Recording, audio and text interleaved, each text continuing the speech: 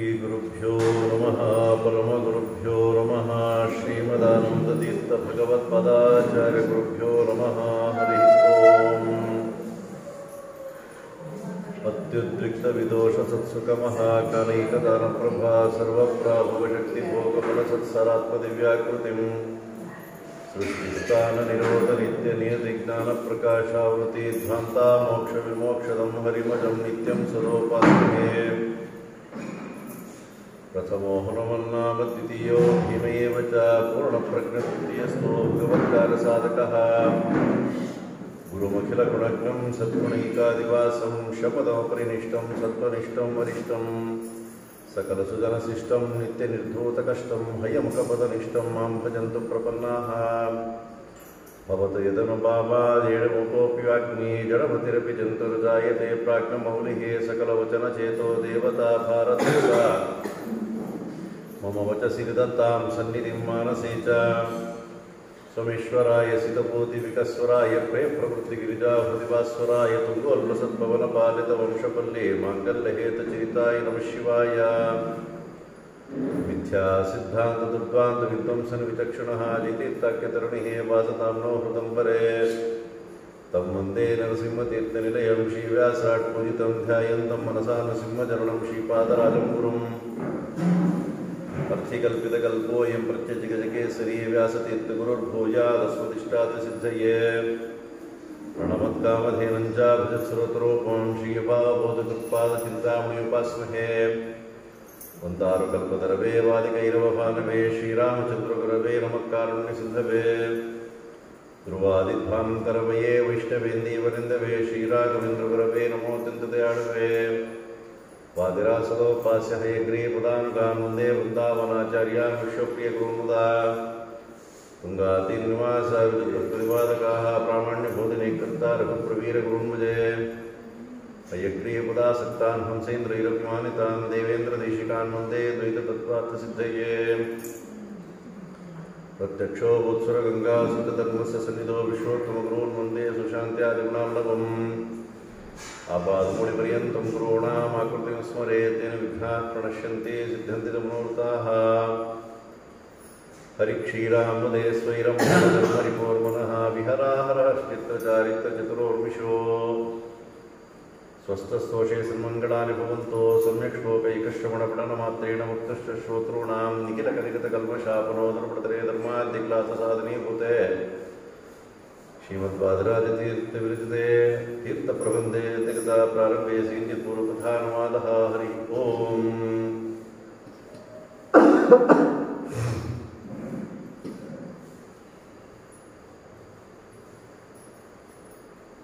ಭಗವಂತ ವೇದವ್ಯಾಸ ರೂಪದಿಂದ ಪುರಾಣಗಳನ್ನು ರಚನೆಯನ್ನು ಮಾಡಿಕೊಟ್ಟು ಅಂತಹ ಯಾವ 18 ಪುರಾಣಗಳಲ್ಲೆಲ್ಲವೂ ಸಹಿತ ಅನೇಕ ಕ್ಷೇತ್ರಗಳ ಮಹಿಮೆಯನ್ನ ವರ್ಣನೆಯನ್ನು ಮಾಡ್ತಾ ಇದ್ದಾರೆ. ಏಕೆಂದರೆ ಲೋಕದಲ್ಲಿ ಅನೇಕ ಕ್ಷೇತ್ರಗಳಿದ್ದಾವೆ, ಕ್ಷೇತ್ರದಂತೆ ಭಾಸವಾಗತಕ್ಕಂತಹವು ಸಹಿತ ಇದ್ದಾವೆ. ಯಾವ ಕ್ಷೇತ್ರಕ್ಕೆ ಹೋಗಬೇಕು, ಯಾವ ಕ್ಷೇತ್ರಕ್ಕೆ ಹೋಗಬಾರದು ಎಂಬತಕ್ಕಂತಹದ್ದು ನಮಗೆ ಗೊತ್ತಾಗಲ್ಲ. ಆದ್ದರಿಂದ ಭಗವಂತ ಏನು ಮಾಡುತ್ತಿದ್ದಾನೆ ಅಂತಂದರೆ, ಯಾವ ಕ್ಷೇತ್ರಕ್ಕೆ ಹೋದಾಗ ಯಾವ ರೂಪವನ್ನು ಚಿಂತನೆಯನ್ನು ಮಾಡಬೇಕು, ಯಾವ ರೀತಿಯಾಗಿರತಕ್ಕಂತಹ ರೂಪವನ್ನು ಅನುಸಂಧಾನವನ್ನು ಮಾಡಬೇಕು, ಅಲ್ಲಿ ಆ ಭಗವಂತನ ಮೂರ್ತಿ ಯಾವ ರೀತಿಯಲ್ಲಿ ಪ್ರಾಪ್ತವಾಗುತ್ತಾ ಇದೆ, ಇದನ್ನೆಲ್ಲವನ್ನೂ ಸಹಿತ ಭಗವಂತ ಸಜ್ಜೀವರಾಶಿಗಳ ಉದ್ಧಾರಕ್ಕೋಸ್ಕರವಾಗಿಯೇ ಕೊಡ್ತಾ ಇದ್ದಾನೆ. ಸ್ಕಾಂದ ಪುರಾಣ ಹಾಗೆ ಪದ್ಮಪುರಾಣ ಇತ್ಯಾದಿಗಳನ್ನೆಲ್ಲವೂ ಸಹಿತ ನೋಡಿದಾಗ ಅನೇಕ ಕ್ಷೇತ್ರ ಕಾಂಡವನ್ನೇ ನಾವು ನೋಡಬಹುದು. ಏಕೆಂದರೆ ಇವತ್ತಿನ ದಿವಸ ಕೆಲವೊಂದು ನಾವು ಹೇಳಲಿಕ್ಕೆ ಆಗಲ್ಲ, ಏಕೆಂದರೆ ಇದು ಎಲ್ಲ ಕಡೆಯೂ ಸಹಿತ ವಿತರಣೆಯಾಗಿ ಹೋಗ್ಬಿಡುತ್ತೆ. ಆದ್ದರಿಂದ ಸ್ವಲ್ಪ ಜೋಪಾನವಾಗಿ ನಮ್ಮ ಉಪನ್ಯಾಸ ಇರಬೇಕು, ಅದರಿಂದ ಹೇಳಲಿಕ್ಕೆ ಆಗಲ್ಲ. ಅನೇಕರು ಕೆಲವೊಂದು ಕ್ಷೇತ್ರ ಅಂತ ಹೇಳಿ ಭಾವಿಸಿ ಬಿಡುತ್ತಾರೆ, ಆದರೆ ಅದು ಕ್ಷೇತ್ರ ಆಗಿರೋದಿಲ್ಲ. ಮೈಸೂರಿಂದ ಒಂದು 80-90 ಕಿಲೋಮೀಟರ್ ಒಳಗಡೆ ಒಂದಿದೆ. ಅದನ್ನೆಲ್ಲ ದೊಡ್ಡ ಕ್ಷೇತ್ರ ಅಂತ ಅನ್ಕೊಂಡ್ಬಿಡ್ತಾರೆ ಕೆಲವರು. ಅದು ಕ್ಷೇತ್ರ ಅಲ್ಲ ಅದು. ಹಾಗಿದ್ರೆ ಯಾವುದು ಕ್ಷೇತ್ರ ಅಂತಂದರೆ ಪುರಾಣ ಪ್ರಸಿದ್ಧವಾಗಿ ಇರಬೇಕು, ಅದನ್ನು ಮಾತ್ರ ಕ್ಷೇತ್ರ ಅಂತ ಹೇಳ್ತಾ ಇದ್ದಾರೆ. ಹೀಗೆ ಆ ಕ್ಷೇತ್ರಗಳ ವರ್ಣನೆಯನ್ನು ಮಾಡಿ ಮಹದುಪಕಾರವನ್ನು ಮಾಡಿದ್ದಾರೆ. ಆ ಕ್ಷೇತ್ರಗಳ ಮಹಿಮೆಯನ್ನು ತಿಳಿಯಬೇಕಾಗಿತ್ತು ಅಂತಂದರೆ ಅನೇಕ ಅಧ್ಯಾಯಗಳು, ನೂರಾರು ಶ್ಲೋಕಗಳಿಂದ ಯುಕ್ತವಾಗಿರತಕ್ಕಂತಹದ್ದು. ಈಗಿನ ಕಾಲದಲ್ಲಂತೂ ಸಹಿತ ಏನಾದರೂ ಉಪದೇಶ ಮಾಡಲಿಕ್ಕೆ ಹೋದರೆ ಸಂಧ್ಯಾವನೆ ಮಾಡಿರಿ, ಒಂದಿಷ್ಟು ಪಾರಾಯಣವನ್ನು ಮಾಡಿರಿ, ಪುರಾಣ ಕೇಳ್ರಿ ಅಂತಂದರೆ ಒಂದೇ ಮಾತು ಹೇಳಿಬಿಡ್ತಾರೆ, ನಮ್ಗೆ ಟೈಮ್ ಇಲ್ಲ ಅಂತ ಅಂದ್ಬಿಡ್ತಾರೆ. ಏನೋ ಒಂದು 5 ನಿಮಿಷ 10 ನಿಮಿಷ ಆದ್ರೆ ಪರವಾಗಿಲ್ಲ ಆಚಾರ್ಯ, ಗಂಟೆಗಟ್ಟಲೆ ಹೊತ್ತು ನಾವು ಪುರಾಣ ಎಲ್ಲ ಕೂತ್ಕೊಂಡು ಕೇಳೋಕ್ಕಾಗತ್ತಾ ಅಂತ ಅಂದ್ಬಿಡ್ತಾರೆ. ಆದರೆ ಈ ಎಲ್ಲ ರಹಸ್ಯವನ್ನು ತಿಳಿದಿರತಕ್ಕಂತಹ ಭಾವಿ ಸಮೀರರಾಗಿರ್ತಕ್ಕಂತಹ ವಾದಿರಾಜಗುರು ಸಾರ್ವಭೌಮರು ತೀರ್ಥ ಪ್ರಬಂಧ ಎಂಬತಕ್ಕಂತಹದ್ದನ್ನು ಒಂದು ವಿಶಿಷ್ಟವಾಗಿರ್ತಕ್ಕಂಥ ಒಂದು ಗ್ರಂಥ, ಅದನ್ನು ರಚನೆಯನ್ನು ಮಾಡಿ ಹಯವದನಿಗೆ ಸಮರ್ಪಣೆಯನ್ನು ಮಾಡ್ತಾ ಇದ್ದಾರೆ. ಮಾಡುವಾಗ ಕೇಳ್ತಾ ಇದ್ದಾರೆ, ಈ ಒಂದು ತೀರ್ಥ ಪ್ರಬಂಧ ಹೇಗಿರಬೇಕು ಅಂತಂದರೆ ಪ್ರಬಂಧಂ ಅಪ್ರತಿದ್ವಂದ್ವಂ ಅಂತಿದ್ದಾರೆ. ಈ ತೀರ್ಥ ಪ್ರಬಂಧಕ್ಕೆ ಪ್ರತಿಯಾಗಿರತಕ್ಕಂಥ ಇನ್ನೊಂದು ಗ್ರಂಥ ಲೋಕದಲ್ಲಿ ಬರಬಾರದು ಅಂತ ಹೇಳಿ, ನಾವು ಬೇಕಿದ್ರೆ ಈ ಶ್ಲೋಕಗಳನ್ನು ಇಟ್ಕೊಂಡು ವ್ಯಾಖ್ಯಾನವನ್ನು ಮಾಡಬಹುದು ಅಷ್ಟೇ ಹೊರತು ಅದಕ್ಕೆ ಪ್ರತಿಯಾಗಿರ್ತಕ್ಕಂಥ ಇನ್ನೊಂದು ಗ್ರಂಥ ತೀರ್ಥ ಪ್ರಬಂಧ ಎಲ್ಲಾದ್ರೂ ಬಂತೇನೋ ಅಂತಂದರೆ ಇನ್ನೆಲ್ಲೂ ಬರಲಿಲ್ಲ. ಅಣುತೀರ್ಥ ಪ್ರಬಂಧ ಎಲ್ಲೂ ಬರಲೇ ಇಲ್ಲ. ಅಂದರೆ ಆ ಹಯವದನ ರೂಪಿಯಾಗಿರತಕ್ಕಂಥ ಭಗವಂತ ಅಷ್ಟು ವಾದಿರಾಜರಿಗೆ ಅನುಗ್ರಹವನ್ನು ಮಾಡಿಬಿಟ್ಟಿದ್ದಾರೆ. ಇಂತಹ ಯಾವ ವಾದಿರಾಜ ಗುರುಸಾರ್ವಭೌಮರು ಭರತಖಂಡದಲ್ಲಿ ಆಸೇತು ಹಿಮಾಚಲ ಪರ್ಯಂತವಾಗಿ 4 ಬಾರಿ ಸಂಚಾರವನ್ನು ಮಾಡಿ ಅಲ್ಲಿರತಕ್ಕಂಥ ಭಗವಂತನ ರೂಪಗಳು ಯಾವುದು, ಅದನ್ನು ಹೇಗೆ ಉಪಾಸನೆಯನ್ನು ಮಾಡಬೇಕು. ಭಗವಂತನ ರೂಪಗಳಿದ್ದಾವೆ.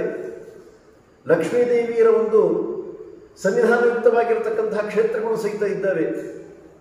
ವಾಯುದೇವರದು, ಹಾಗೆ ರುದ್ರದೇವರಿಗೆ ಸಂಬಂಧಪಟ್ಟಿರತಕ್ಕಂಥ ಒಂದು ಕ್ಷೇತ್ರಗಳಿದ್ದಾವೆ. ಇದಾದ ನಂತರದೊಳಗೆ ಇನ್ನೂ ತಾರತಮ್ಯದಲ್ಲಿ ಬರ್ತಾ ಕೆಳಗೆ ಬರತಕ್ಕಂತಹ ಎಲ್ಲ ದೇವತೆಗಳ ಸನ್ನಿಧಾನ ಇರತಕ್ಕಂತಹದ್ದನ್ನು, ವೃಕ್ಷಗಳನ್ನು, ನದಿಗಳನ್ನು, ದೊಡ್ಡ ದೊಡ್ಡ ಒಂದು ಸ್ಥಳವನ್ನೇ ವರ್ಣನೆಯನ್ನು ಮಾಡ್ತಾ ಇದ್ದಾರೆ. ಪರ್ವತಗಳನ್ನು ವರ್ಣನೆ ಮಾಡ್ತಾ ಇದ್ದಾರೆ. ಎಲ್ಲ ಕಡೆಯಲ್ಲೂ ಸಹಿತ ಭಗವಂತನ ರೂಪ ಚಿಂತನೆಯನ್ನು ಮಾಡಬೇಕು ಅಂತ ಹೇಳಿ ತಿಳಿಸುತ್ತಾ ಇದ್ದಾರೆ. ಕೆಲವು ಕಡೆಯಲ್ಲಿ ವಾದಿರಾಜ ಗುರುಸಾರ್ವಭೌಮರು ಸಂಚಾರ ಮಾಡುವಾಗ ಅವರಿಗಿಂತಲೂ ಸಹಿತ ತಾರತಮ್ಯದಲ್ಲಿ ಕಡಿಮೆ ಇರತಕ್ಕಂತಹ ಅವರನ್ನು ಸ್ತೋತ್ರ ಮಾಡಿದಂತೆ ಕಾಣುತ್ತೆ. ಅಲ್ಲಿ ಹೋದಾಗ ಯಾವ ಒಂದು ಶ್ಲೋಕವನ್ನು, ಯಾವ ರೂಪವನ್ನು ಚಿಂತನೆಯನ್ನು ಮಾಡಬೇಕು ಎಂಬತಕ್ಕಂತಹದ್ದನ್ನು ಸಜ್ಜೀವ ರಾಶಿಗಳಿಗೆ ತಿಳಿಸೋದಕ್ಕೋಸ್ಕರವಾಗಿಯೇ ಆ ಶ್ಲೋಕ ರಚನೆ ಮಾಡಿದ್ದಾರೆ ಹೊರತು ಅವರ ಉದ್ಧಾರಕ್ಕೋಸ್ಕರ ಅಂತ ಹೇಳಿ ನಾವು ಭಾವಿಸಲಿಕ್ಕೆ ಹೋಗಬಾರದು. ನಾವು ಕೆಲವೊಂದು ಕ್ಷೇತ್ರಗಳಿಗೆ ಹೋಗ್ತೀವಿ, ಅಲ್ಲಿ ಯಾವ ರೂಪ ಇದೆ ಏನು ಗೊತ್ತೇ ಆಗೋದಿಲ್ಲ. ದ್ವಾರಕಾದಲ್ಲಿ ಯಾವ ಭಗವಂತನ ರೂಪ ಅಂತ ಹೇಳಿದ್ರೆ ಎಲ್ಲರೂ ತಕ್ಷಣ ಹೇಳೋದು ಯಾವುದು ರೂಪ? ಕೃಷ್ಣ ಅಂತಂದು ಬಿಡ್ತಾರೆ. ಭಗವಂತನ ಕೃಷ್ಣ ರೂಪ ಅಲ್ಲ ಅಲ್ಲಿ ಇರತಕ್ಕಂತಹದ್ದು. ಅದನ್ನೇನೇ ವಾದರಾಜರು ತಿಳಿಸುವಂತಹದ್ದು. ವಿಶ್ವಂಭರಾಂ ಘನತನಾಮಪಿ ಭೂರಿಯತ್ನೈ ನಿರ್ಭಿದ್ಯ ಯತ್ಪದಮುಪೇತ್ಯ ಬಲೀಂದ್ರಗೇಹ ಆಸ್ತೆ ತ್ರಿವಿಕ್ರಮತನುರ್ ಹರಿರದ್ವಿತೀಯ ಸಾದ್ವಾರಕೆ ವಿವರ್ತಕರೀ ಪುರೀನಃ. ಆ ತ್ರಿವಿಕ್ರಮ ರೂಪಿಯಾಗಿರತಕ್ಕಂಥ ಭಗವಂತ ಆ ಒಂದು ಕ್ಷೇತ್ರದಲ್ಲಿ ಸನ್ನಿಹಿತನಾಗಿದ್ದಾನೆ ಅಂತ ಹೇಳಿ. ಯಾಕೆಂದರೆ ನಾವು ದ್ವಾರಕಾಪಟ್ಟಣದ ಬಳಿಗೆ ಕೃಷ್ಣ ಪರಮಾತ್ಮ ಇದ್ದ ಅಂತ ಹೇಳಿ ದ್ವಾರಕಾ ಅಂದ ತಕ್ಷಣ ನಮ್ಮ ಕೃಷ್ಣ ಅಂತಲೇ ಬಂದ್ಬಿಡುವಂಥದ್ದು. ಆ ರೂಪ ಅಲ್ಲ. ಅದಕ್ಕೋಸ್ಕರವಾಗಿಯೇ ವಾದಿರಾಜರು ಆ ಕ್ಷೇತ್ರಗಳ ಇತ್ಯಾದಿಗಳ ವರ್ಣನೆಯನ್ನು ಮಾಡುವಾಗ ಅಲ್ಲಿ ಯಾವ ಭಗವಂತನ ರೂಪವನ್ನು ಚಿಂತನೆಯನ್ನು ಮಾಡಬೇಕು ಅನ್ನುವಂಥದ್ದನ್ನು ತೋರಿಸ್ತಾ ಇದ್ದಾರೆ. ಹೀಗೆ ವಿಜಯದಾಸರು ತಿಳಿಸ್ತಾ ಇದ್ದಾರೆ ಅದನ್ನು. ಜಲ ಕಾಷ್ಟ ಶೈಲ ಗಗನ ನೆಲ ಪಾವಕ ವಾಯುತರು ಫಲ ಪುಷ್ಪ ಬಳ್ಳಿಯೊಳಗೆ ಹರಿ ವ್ಯಾಪ್ತನೆಂದು ತಿಳಿದವನಿಗೆ ಆನಂದ ಆನಂದ ಮತ್ತೆ ಪರಮಾನಂದ. ಜಲ ಕಾಷ್ಟ ಶೈಲ ಗಗನ ನೆಲ ಪಾವಕ ವಾಯುತರು ಫಲ ಪುಷ್ಪ ಬಳ್ಳಿ ಒಳಗೆ ಹರಿವ್ಯಾಪ್ತನೆಂದು ತಿಳಿದವನಿಗೆ.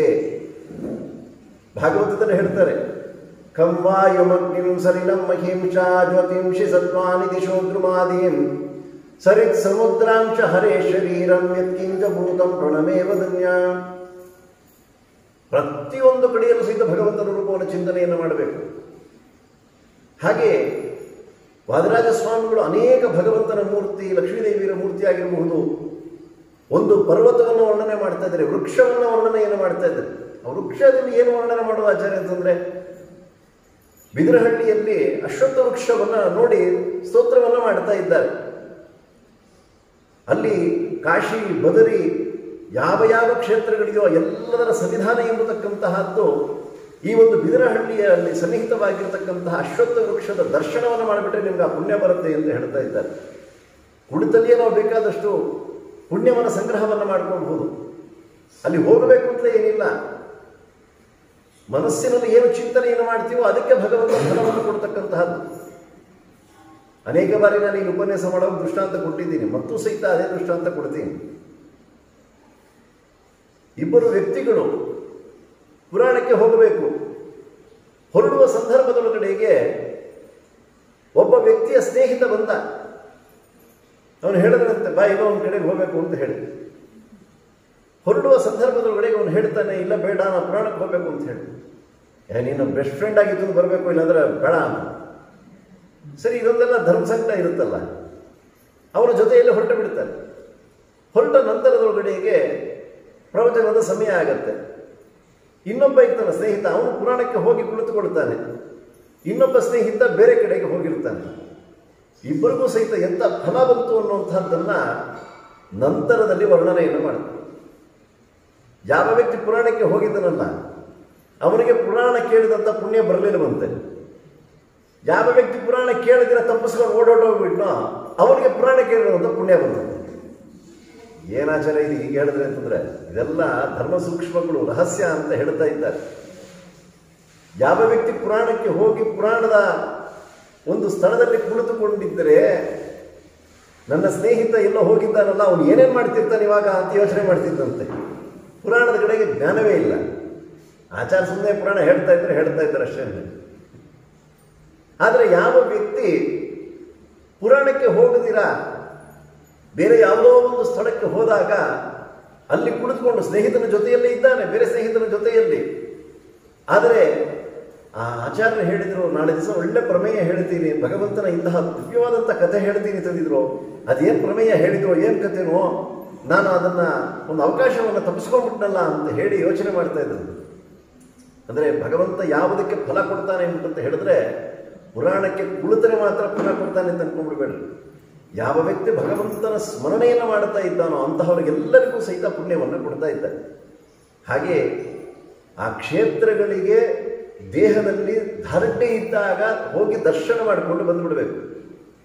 ವಯಸ್ಸಾಗಿಬಿಟ್ಟ ಮೇಲಿಂದ ದೇಹದಲ್ಲಿ ಆಲಸ್ಯ ಬಂದು ಬಿಡುತ್ತೆ, ರೋಗಾದಿ ಉಪದ್ರವಗಳು ಬಂದು ಬಿಡುತ್ತೆ. ಆಗ ಈ ತೀರ್ಥ ಪ್ರಬಂಧಾದಿ ಶ್ಲೋಕಗಳನ್ನು ನಾವು ಚಿಂತನೆಯನ್ನು ಮಾಡ್ತಾ ಅಲ್ಲಿ ಹೋದಾಗ ನಾವು ಯಾವ ರೀತಿಯಾದಂಥ ರೂಪವನ್ನು, ಭಗವಂತ ರೂಪವನ್ನು ನೋಡಿದ್ವಿ, ಮಹಿಮೆಯನ್ನು ನೋಡಿದ್ವಿ, ಅದನ್ನೆಲ್ಲವನ್ನು ಸಹಿತ ಮನಸ್ಸಿನಲ್ಲಿ ಚಿಂತನೆಯನ್ನು ಮಾಡಿದ್ರೆ ಕುಳಿತಲ್ಲಿಯೇ ಪುಣ್ಯವನ್ನು ಕೊಡ್ತಾನೆ ಭಗವಂತ. ಹಾಗೆ ಕೇವಲ ಒಂದು ವೃಕ್ಷವನ್ನು ನೋಡಿಬಿಟ್ರೂ ಸಹಿತ ಸಾಕು, ಕಾಶಿ, ಬದರಿ ಇತ್ಯಾದಿ ಎಲ್ಲ ಕ್ಷೇತ್ರಗಳ ಸಂದರ್ಶನ ಮಾಡಿರ್ತಕ್ಕಂಥ ಪುಣ್ಯ ಬರುತ್ತೆ ಅಂತ ಹೇಳ್ತಾ ಇದ್ದಾರೆ. ಆದರೆ ನಮಗೆ ಆ ನಂಬಿಕೆ ಇರಬೇಕು. ಆ ನಂಬಿಕೆ ಇರದೇ ಇತ್ತು ಅಂತಂದರೆ ಏನು ಮಾಡಿದ್ರೂ ಸಹಿತ ನಮ್ಮ ಸಾಧನೆ ಮುಂದುವರಿಯೋದೇ ಇಲ್ಲ. ಹಾಗೆ ಅನೇಕ ಕ್ಷೇತ್ರಗಳನ್ನು ವರ್ಣನೆಯನ್ನು ಮಾಡ್ತಾ ಇದ್ದಾರೆ. ಇದರ ಮೇಲೆ ಕೆಲವರು ಪೂರ್ವಪಕ್ಷವನ್ನು ಸಹಿತ ಮಾಡ್ತಕ್ಕಂಥದ್ದುಂಟು ಆಯಿತಾ. ಹಾಗಿದ್ರೆ ಲೋಕ ಪ್ರಸಿದ್ಧವಾಗಿರತಕ್ಕಂತಹ ಕರಿಗಿರಿಯ ಕ್ಷೇತ್ರ ಅದನ್ನೇ ವರ್ಣನೆ ಮಾಡಲಿಲ್ವಲ್ಲ ಅಂತಂತಾರೆ. ಅಲ್ಲೇ ಎಲ್ಲ ಕ್ಷೇತ್ರ ವರ್ಣನೆ ಮಾಡ್ತೀನಿ ಅಂತ ಹೇಳಿಲ್ಲ ಆಯಿತಾ. ಯಾವುದು ಪುರಾಣದಲ್ಲಿ ಪ್ರಸಿದ್ಧವಾಗಿದೆಯೋ ಅದನ್ನು ಮತ್ತೇನು ಹೇಳುವಂಥದ್ದು ಬೇಕಿಲ್ಲ. ಅದರ ಅನೇಕ ರೀತಿಯಾಗಿರ್ತಕ್ಕಂಥ ಶ್ಲೋಕಗಳು, ಸ್ತೋತ್ರಗಳು, ಆ ಕ್ಷೇತ್ರ ಮಹಿಮೆಗಳು ಎಲ್ಲವೂ ಸಹಿತ ಇದ್ದೇ ಇರುತ್ತವೆ. ಅದರ ಸಂಚಾರ ಕ್ರಮದಲ್ಲಿ ಯಾವ ಯಾವ ಕ್ಷೇತ್ರಗಳಿಗೆ ಹೋಗಬೇಕು ಆ ಕ್ಷೇತ್ರಗಳನ್ನೆಲ್ಲವೂ ಸಹಿತ ದರ್ಶನವನ್ನು ಮಾಡಿ ಅಲ್ಲಿರತಕ್ಕಂಥ ಭಗವಂತನ ರೂಪಗಳನ್ನು, ಅಲ್ಲಿಯ ಮಹಿಮೆಯನ್ನು ಕೇವಲ ಒಂದೊಂದು ಕ್ಷೇತ್ರವನ್ನು ಒಂದೊಂದು ಶ್ಲೋಕದಲ್ಲಿ, ಕೆಲವು ಕಡೆಯಲ್ಲಿ 2 ಶ್ಲೋಕ, ಗಂಗೆಯನ್ನು, ತಿರುಪತಿಯನ್ನು ವರ್ಣನೆ ಮಾಡಬೇಕಾದ್ರೆ ಒಂದು ಕಡೆಗೆ 8 ಶ್ಲೋಕ, 12 ಶ್ಲೋಕದಲ್ಲೆಲ್ಲ ವರ್ಣನೆಯನ್ನು ಮಾಡ್ತಾ ಇದ್ದಾರೆ. ತತ್ರಾಪಿ ಹರಿಹರರಿರತಕ್ಕಂತಹ ಒಂದು ಕ್ಷೇತ್ರ ಏನಾದರೂ ನೋಡ್ಬಿಡ್ತು ಅಂತಂದರೆ ವಿಶೇಷವಾಗಿ ಸ್ತೋತ್ರ ಮಾಡ್ತಾರೆ. ಯಾಕೆಂದರೆ ಒಂದು ಅಪ್ಪ, ಒಂದು ಮಗ. ನೀವು ನಂಬ್ದಿರಿದ್ರೆ ನಾವೇನು ಮಾಡ್ಲಿಕ್ಕೆ ಆಗೋದಿಲ್ಲ. ಅಂತಹ ಯಾವ ದಿವ್ಯವಾಗಿರತಕ್ಕಂತಹ ಭಗವಂತನ ರೂಪಗಳನ್ನು ಹೇಗೆ ಚಿಂತನೆಯನ್ನು ಮಾಡಬೇಕು. ನಾವಿವತ್ತಿನ ದಿವಸ ಮಣ್ಣೆತ್ತಿನ ಅಮಾವಾಸ್ಯೆ ಅಂತ ಹೇಳೆಲ್ಲ ಪೂಜೆಯನ್ನು ಮಾಡ್ತಾ ಇದ್ದಾರೆ. ಮಣ್ಣಿನಲ್ಲಿ ಎತ್ತನ್ನು ಮಾಡಿ ಪೂಜೆಯನ್ನು ಮಾಡಬೇಕು. ನಂದಿಕೇಶ್ವರರು ಯಾವ ಶ್ಲೋಕ ಹೇಳಬೇಕು ಗೊತ್ತಿದೆ. ಇವತ್ತಿನ ದಿವಸ ಯಾವುದಾದ್ರು ಶ್ಲೋಕ ಹೇಳಬೇಕು ಅಂತ ಹೇಳಿ ಏನು ಗೊತ್ತಿಲ್ಲ. ಅಂತಹ ಎಲ್ಲೂರು ಎಂಬತಕ್ಕಂಥ ಕ್ಷೇತ್ರದಲ್ಲಿ ಹೋದಾಗ ವಾದಿರಾಜರು ಅಲ್ಲಿರತಕ್ಕಂತಹ ರುದ್ರದೇವರನ್ನು ಹೇಗೆ ಚಿಂತನೆಯನ್ನು ಮಾಡಬೇಕು ಅಂತ ಹೇಳಿ ಬರ್ತಾ ಇದ್ದಾರೆ. ತಕ್ಷಣದೊಳಗಡೆಗೇನೆ ಆ ನಂದಿಕೇಶ್ವರ ಹೇಳಿದ್ರಂತೆ, ಸ್ವಾಮಿ ಎಲ್ಲರೂ ಸಹಿತ ಸ್ತೋತ್ರ ಮಾಡಿದ್ದೀರ, ನಂದೊಂದು ಶ್ಲೋಕ ಮಾಡ್ಕೊಟ್ಬಿಡಿ ಇದ್ದನು.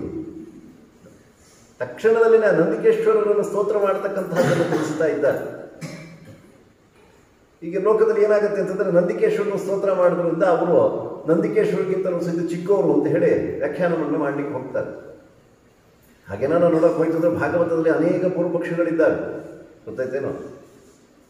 ರುದ್ರದೇವರು ಯಾವ ದಕ್ಷಯಜ್ಞವನ್ನ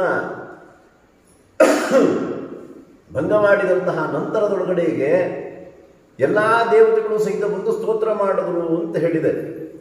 ಬ್ರಹ್ಮದೇವರು ಬಂದು ಸ್ತೋತ್ರ ಮಾಡಿದ್ರು ಅಂತ ಹೇಳಿದ್ದಾರೆ. ಹಾಗಿದ್ರೆ ಬ್ರಹ್ಮದೇವರು ಸ್ತೋತ್ರ ಮಾಡಿದ್ದಾರೆ ಅಂತ ಹೇಳಿದ್ರೆ ಅಲ್ಲಿ ಏನು ವ್ಯಾಖ್ಯಾನವನ್ನು ಮಾಡ್ತೀವಿ ನಾವಲ್ಲಿ? ಅಲ್ಲಿ ಹೇಳಬೇಕಾಗಿದ್ದರೆ ಮಗನನ್ನ ಹೇಗೆ ಸಮಾಧಾನವನ್ನು ಮಾಡಬೇಕು ಆ ರೀತಿಯಲ್ಲಿ ಹೇಳಿದ್ದಾರೆ. ಇದನ್ನು ಮಾತ್ರ ವ್ಯಾಖ್ಯಾನವನ್ನು ಅಲ್ಲಿಗೆ ಮಾತ್ರ ತಗೊಳ್ತಿದ್ವಿ. ಇಲ್ಲಿ ಯಾಕೆ ತಗೊಳ್ತಾ ಇಲ್ಲ ನಾವು? ವಿಶಾಲವಾಗಿರತಕ್ಕಂಥ ಮನಸ್ಸು ಇತ್ತು ಅಂತ ಹೇಳಿದ್ರೆ ಆ ಸಂದರ್ಭದೊಳಗಡೆಗೆ ಎಲ್ಲವನ್ನೂ ಸಹಿತ ಸ್ವೀಕಾರ ಮಾಡ್ತೀವಿ. ಆ ವಿಶಾಲವಾಗಿರ್ತಕ್ಕಂಥ ಮನಸ್ಸು ಇಲ್ಲದೇ ಇತ್ತು ಅಂದರೆ, ಅವರಲ್ಲಿ ವಿಶ್ವಾಸ ಇಲ್ಲದೇ ಇತ್ತು ಅಂತಂದರೆ ಪ್ರತಿಯೊಂದು ಕಡೆಯಲ್ಲೂ ಸಹಿತ ಪೂರ್ವಪಕ್ಷವನ್ನೇ ಮಾಡ್ತಿರ್ತೀವಿ, ಸಿದ್ಧಾಂತವನ್ನು ಮಾಡಿಕೊಳ್ಳಿಕ್ಕೆ ಹೋಗಲ್ಲ. ಹೀಗೆ ಅನೇಕ ಕ್ಷೇತ್ರಗಳಿರತಕ್ಕಂಥ ಭಗವಂತನ ರೂಪವನ್ನು, ರುದ್ರದೇವರನ್ನು ಎಲ್ಲರನ್ನೂ ಸಹಿತ ವರ್ಣನೆಯನ್ನು ಮಾಡ್ತಾ ಇದ್ದಾರೆ. ಹಾಗೆ ಇವಾಗ ನನಗೆ ಕೊಟ್ಟಿರತಕ್ಕಂಥ ಒಂದು ವಿಷಯ, ಆ ತೀರ್ಥ ಪ್ರಬಂಧದೊಳಗಡೆಗೆ ಆ ರುದ್ರದೇವರ ಕ್ಷೇತ್ರಗಳು ಎಲ್ಲೆಲ್ಲಿದ್ದಾವೆ ಅದನ್ನೆಲ್ಲವನ್ನು ಸಹಿತ ಚಿಂತನೆಯನ್ನು ಮಾಡತಕ್ಕಂಥದ್ದು. ಅದರಲ್ಲಿ ಇವತ್ತು ಮತ್ತು ನಾಳೆ 2 ದಿವಸಗಳ ಕಾಲ ಎಷ್ಟಾಗತ್ತೋ ಅಷ್ಟು ಆ ರುದ್ರದೇವರ ಅಂತರ್ಯಾಮಿಯಾಗಿರತಕ್ಕಂತಹ ಭಾರತೀಯ ಮುಖಪುರಾಣ ಅಂತರ್ಗತ ಲಕ್ಷ್ಮೀ ನರಸಿಂಹನ ಅನುಗ್ರಹವನ್ನು ಪಡೆಯಲಿಕ್ಕೋಸ್ಕರವಾಗಿಯೇ ಚಿಂತನೆಯನ್ನು ನಡೆಸ್ತಾ ಇದ್ದೀವಿ. ವಾದಿರಾಜರು ಸಂಚಾರವನ್ನು ಮಾಡುತ್ತಾ ಪ್ರಾರಂಭದೊಳಗಡೆಗೆ ಆಜನ್ಮ ಭೂಮೆ ಅಟದೋ ಕಿಲೇಶ ಅಲ್ಲಿ ಹೇಳ್ತಾ ಇದ್ದಾರೆ. ತಮ್ಮ ಒಂದು ಸ್ಥಳವಾಗಿರತಕ್ಕಂತಹ ಉಡುಪಿಯಿಂದ ಪ್ರಾರಂಭವನ್ನು ಮಾಡಿಕೊಂಡು ಪಾಜಕ ಅನೇಕ ಕ್ಷೇತ್ರಗಳನ್ನೆಲ್ಲ ವರ್ಣನೆಯನ್ನು ಮಾಡ್ತಾ ಇದ್ದಾರೆ. ಹಾಗೆ ಬರ್ತಾ ಬರ್ತಾ ಬರ್ತಾ ಎಲ್ಲೂರು ಅಂತ ಹೇಳಿ ಒಂದು ಸುಮಾರು ಉಡುಪಿಯಿಂದ ಒಂದು 8-10 ಕಿಲೋಮೀಟರ್ಗಳಲ್ಲೇ ಇರತಕ್ಕಂತಹದ್ದು ಆ ಎಲ್ಲೂರು ಅಂತ ಹೇಳಿ ಅಲ್ಲಿ ಹೋಗಿ ರುದ್ರದೇವರ ಸನ್ನಿಧಾನಕ್ಕೆ ಹೋಗ್ತಾ ಇದ್ದಾರೆ. ಅಲ್ಲಿ ಹೋದಾಗ ರುದ್ರದೇವರನ್ನ ಹೇಗೆ ಚಿಂತನೆಯನ್ನು ಮಾಡಬೇಕು ಅದನ್ನು ತಿಳಿಸ್ತಾ ಇದ್ದಾರೆ. ರಕ್ಷೋ ಗಣಕ್ಷಪಣ ದಕ್ಷ ಮಹಾತ್ರಿಶೂಲಂ ತ್ರಿಕ್ಷಂ ವಲಕ್ಷ ತನುಮುಲ್ಲಸ ದಕ್ಷಮಾರಂ ರೂಕ್ಷಾಗ ಶಿಕ್ಷಣ ವಿಚಕ್ಷಣ ಶಕ್ತಿಯೂತಂ ದಕ್ಷಾತ್ವರಕ್ಷ ಯದಮಾಶ್ರಯ ವಿಶ್ವನಾಥಂ. ಆ ವಿಶ್ವನಾಥ ಇಡೀ ವಿಶ್ವಕ್ಕೆ ನಾಥನಾಗಿರತಕ್ಕಂತಹ ಅವನು. ಅಂತಹ ಯಾವ ರುದ್ರದೇವರ ಅಂತರ್ಯಾಮಿಯಾಗಿರತಕ್ಕಂತಹ ನರಸಿಂಹದೇವರನ್ನು ಸ್ತೋತ್ರ ಮಾಡ್ತಾ ಇದ್ದಾರೆ. ಹಾಗಿದ್ರಿಂದ ನರಸಿಂಹದೇವರ ಸ್ತೋತ್ರ ಅಂತ ಹೇಗೆ ಹೇಳ್ತೀರಾ ಅಂತಂತ ಹೇಳಿದ್ರೆ, ಮಾತೃಕಾನ್ಯಾಸವನ್ನು ಮಾಡಿಕೊಳ್ಳುವಂಥ ವ್ಯಕ್ತಿಗಳಿಗೆ ಬಹಳ ಚೆನ್ನಾಗಿ ಗೊತ್ತಾಗಿ ಹೋಗ್ಬಿಡುತ್ತೆ. ಕ್ಷಕಾರವನ್ನು ನಾವು ಕೊನೆಯಲ್ಲೇ ಹೇಳ್ತಾ ಇದ್ದೀವಿ. ಅಮ್ಮಜಾಯ ನಮಃ, ಅಂ ಆನಂದಾಯ ನಮಃ, ಇಂದ್ರಾಯ ನಮಃ, ಈಶಾನಾಯ ನಮಃ. ಅಂದರೆ ಪ್ರತಿಯೊಂದು ಅವಯವಗಳಲ್ಲೂ ಸಹಿತ ಭಗವಂತನ ರೂಪವನ್ನು ತತ್ವನ್ಯಾಸ ಮಾಡಿಕೊಳ್ಳುವಾಗ ತತ್ವಭಿಮಾನಿ ದೇವತೆಗಳನ್ನು ಎಲ್ಲರನ್ನೂ ಸಹಿತ ನಾವು ಚಿಂತನೆಯನ್ನು ಮಾಡ್ತೀವಿ. ಅಲ್ಲಿ ಕೊನೆಯೊಳಗಡೆಗೆ ಅಕಾರದಿಂದ ಕ್ಷಕಾರದವರೆಗೂ ಸಹಿತ ಒಂದೊಂದು ಭಗವಂತನ ರೂಪವನ್ನು ತಿಳಿಸ್ತಾ ಇದ್ದಾರೆ. ಅದಕ್ಕೇನೆ ದಾಸರು ಹೇಳ್ತಾರೆ, ಆ ಮೊದಲು ಕ್ಷಕಾರ ಅಂತ ಈ ಮಹಾವರ್ಣಗಳು ಸ್ವಾಮಿಯಾದ ವಿಷ್ಣುವಿನ ನಾಮವೆಂದು ತಿಳಿದವನಿಗೆ ಆನಂದ ಆನಂದ ಮತ್ತೆ ಪರಮಾನಂದ. ನೋಡ್ರಿ, ಆ ಮೊದಲು ಕ್ಷಾಕಾರ ಅಂತ ಇದು ನಮ್ಮ ಕನ್ನಡದಲ್ಲಿ ಸಂಸ್ಕೃತದಲ್ಲಿ ಮಾತ್ರ ಇರುವಂಥದ್ದು, ಇನ್ಯಾವುದರಲ್ಲೂ ಇಲ್ಲ ನಿಮಗೆ ಅಲ್ವೇ. ಅಕ್ಷರಮಾಲೆ ಅಂತ ಹೇಳಿ ಕರೀತಾರೆ. ಏನು ಅಕ್ಷರ ಅಂತಂದ್ರೇನು? ಅಕಾರದಿಂದ ಪ್ರಾರಂಭ ಮಾಡಿಕೊಂಡು ಕ್ಷಕಾರದವರೆಗೂ ಇರತಕ್ಕಂಥದ್ದಕ್ಕೆ ಅಕ್ಷರ ಅಕ್ಷರ ಅಂತ ಹೇಳಿ ಕರೀತಾ ಇದ್ದಾರೆ. ನೀವು ಇಂಗ್ಲೀಷ್ ಒಳಗಡೆಗೆ ಆಲ್ಫಾಬೆಟ್ಸ್ ಅಂತ ಹೇಳ್ತೀರಲ್ಲ, ಅಲ್ಲಿ ಏನಿದೆ ಝೆಡ್ವರೆಗೂ ಅಂತ ಹೇಳೋದೇ ಇಲ್ಲ. ನೋಡ್ರಿ, ಸಂಸ್ಕೃತ ಕನ್ನಡ ಎಷ್ಟು ಸೊಗಸಾಗಿರತಕ್ಕಂಥದ್ದು. ಹಾಗೆ ಅಕಾರದಿಂದ ಕ್ಷಕಾರದವರೆಗಿರತಕ್ಕಂತಹ ಅಕ್ಷರಗಳೆಂದರೇನೆ ಆ ಭಗವಂತ ಪ್ರತಿಪಾದ್ಯನಾಗಿದ್ದಾನೆ. ಪ್ರತಿಯೊಂದು ಅಕ್ಷರಕ್ಕೂ ಸಹಿತ ಭಗವಂತನ ಪ್ರತಿಪಾದ್ಯ ರೂಪವನ್ನು ತಿಳಿಸ್ತಾ ಇದ್ದಾರೆ. ಆ ಕ್ಷಕಾರ ಎಂಬತಕ್ಕಂಥದ್ದು ಇದೆಯಲ್ಲ, ಆ ಕ್ಷಕಾರದಲ್ಲಿ ಹೇಳಬೇಕಾಗಿದ್ರೆ ಕ್ಷುಂ ಲಕ್ಷ್ಮೀ ನರಸಿಂಹಾಯ ನಮಃ ಅಂತ ಹೇಳ್ತೀವಿ. ಅಂದರೆ ಆ ಕ್ಷಕಾರ ಪ್ರಾಸಯುಕ್ತವಾಗಿರತಕ್ಕಂಥ ಇದೆಲ್ಲವೂ ಸಹಿತ ಛಂದಸ್ಸಿನಲ್ಲಿ ಬರತಕ್ಕಂಥದ್ದು. ಅಂದರೆ ಒಂದೇ ಅಕ್ಷರವನ್ನು ಮತ್ತೆ ಮತ್ತೆ ಮತ್ತೆ ಹೇಳತಕ್ಕಂತಹದ್ದು, ಅದರಿಂದ ಶ್ಲೋಕವನ್ನು ರಚನೆ ಮಾಡತಕ್ಕಂತಹದ್ದು. ಅದಕ್ಕೆ ಶ್ರೀಮದ್ ಆಚಾರ್ಯರ ಒಂದು ಚರಿತ್ರೆಯಲ್ಲಿ ಹೇಳಬೇಕಾಗಿದ್ದರೆ ಅಲಂಕಾರ ಶಾಸ್ತ್ರ ಏನು ಗೊತ್ತಿಲ್ಲ ಅಂತಂದ್ರಂತೆ. ತಕ್ಷಣ ಹೊರಗಡೆಗೇನೆ ಮಾಡಿಕೊಂಡು ಅಲ್ಲೇ ಯಮಕ ಭಾರತ ಅಂತ ಹೇಳಿ, ಮಹಾಭಾರತ 18 ಪರ್ವದಿಂದ ಯುಕ್ತವಾಗಿರ್ತಕ್ಕಂತಹದ್ದು, 18 ದಿವಸದ ಯುದ್ಧ. ಅದನ್ನು ತಿರುಗಿಸಿದ್ರೆ ಎಷ್ಟಾಗುತ್ತೆ? 81 ಶ್ಲೋಕದೊಳಗಡೆಗೆ ಯಮಕಾಲಂಕಾರದಿಂದ ಆ ಮಹಾಭಾರತದ ಸಮಗ್ರವಾಗಿರತಕ್ಕಂತಹ ವಿಷಯವೂ ಸಹಿತ ಬರಬೇಕು. ಅದನ್ನು ಶ್ರೀಮದ್ ಆಚಾರ್ಯರು ನಮಗೆ ತಿಳಿಸ್ತಾ ಇದ್ದಾರೆ. ಹಾಗೆ ಅಲಂಕಾರ ಶಾಸ್ತ್ರಗಳು ಹೇಳಬೇಕಾಗಿದ್ದರೆ ಒಂದೊಂದು ಅಕ್ಷರವನ್ನು ಮತ್ತೆ ಮತ್ತೆ ನಾವು ಆವೃತ್ತಿಯನ್ನು ಮಾಡಿದಾಗ ಕ್ಷಕಾರ ಪ್ರಾಸ ಅಲಂಕಾರ ಅಂತ ಹೇಳೆಲ್ಲ ಹೇಳ್ತಿದ್ವಿ. ಅಂದರೆ ಯಾವ ಅಕ್ಷರವನ್ನು ಹೆಚ್ಚಿಗೆ ಹೇಳ್ತಾರೋ, ಈಗ ಸೋಂದಿದಲ್ಲಿ ನಾನಾ ನಕಾರದಿಂದ ಪ್ರಾರಂಭವಾಗತಕ್ಕಂತಹದ್ದು, ಇನ್ನು ರುಕ್ಮಿಣಿ ಶಿವಜಿಯೊಳಗಡೆಗೆ ಭಕಾರದಿಂದ ಪ್ರಾರಂಭವಾಗತಕ್ಕಂಥದ್ದು, ಇದನ್ನೆಲ್ಲವನ್ನು ಸಹಿತ ಜ್ಞಾನಿಗಳು ನಮಗೆ ಕೊಟ್ಟಿದ್ದಾರೆ. ಹಾಗೆ ಇಲ್ಲಿ ಕ್ಷಕಾರದಿಂದ ಪ್ರಾಸಯುಕ್ತವಾಗಿ ಆ ರುದ್ರದೇವರನ್ನ ಸ್ತೋತ್ರ ಮಾಡೋದನ್ನು ತಿಳಿಸ್ತಾರೆ. ಅಂದರೆ ಬರೀ ನೀವು ರುದ್ರದೇವರನ್ನು ಸ್ತೋತ್ರ ಮಾಡಿಬಿಡ್ತಿದ್ರೆ ನಿಮಗೆ ಪುಣ್ಯ ಬರೋದಿಲ್ಲ. ಆ ರುದ್ರದೇವರ ಅಂತರ್ಯಾಮಿಯಾಗಿ ವಾಯುದೇವರನ್ನು ಸ್ವೀಕಾರವನ್ನು ಮಾಡಲೇಬೇಕು. ನಂತರದಲ್ಲಿ ಅಂತರ್ಯಾಮಿಯಾಗಿರ್ತಕ್ಕಂಥ ಲಕ್ಷ್ಮೀ ನರಸಿಂಹದೇವರನ್ನ ಸ್ಮರಣೆಯನ್ನು ಮಾಡಬೇಕು ಅಂತ ಹೇಳ್ತಾ ಇದ್ದಾರೆ. ರಕ್ಷೋಗಣ ಕ್ಷಪಣ ದಕ್ಷ ಮಹಾತ್ರಿಶೂಲಂ.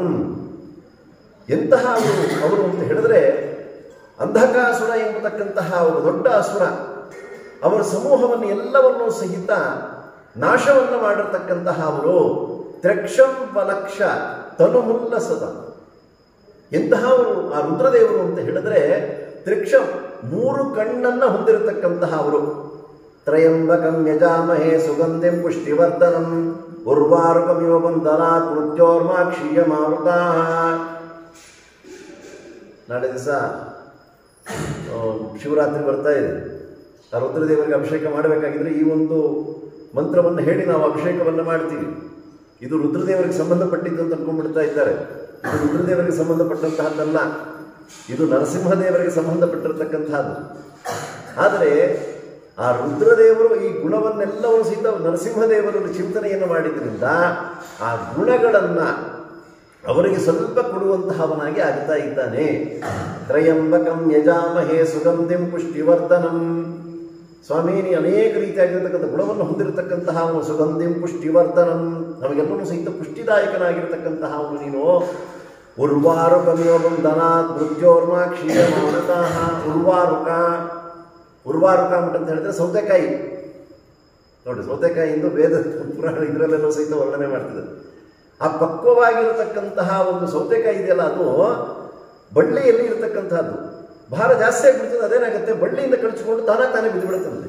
ಹಾಗೆ ನನ್ನಲ್ಲಿರತಕ್ಕಂಥ ಪಾಪಗಳು ಎಲ್ಲವೂ ಸಹಿತ ದೂರ ಮಾಡಿಬಿಡು ಸ್ವಾಮಿ ಅಂತ ಹೇಳಿ ಪ್ರಾರ್ಥನೆ ಮಾಡತಕ್ಕಂಥದ್ದು.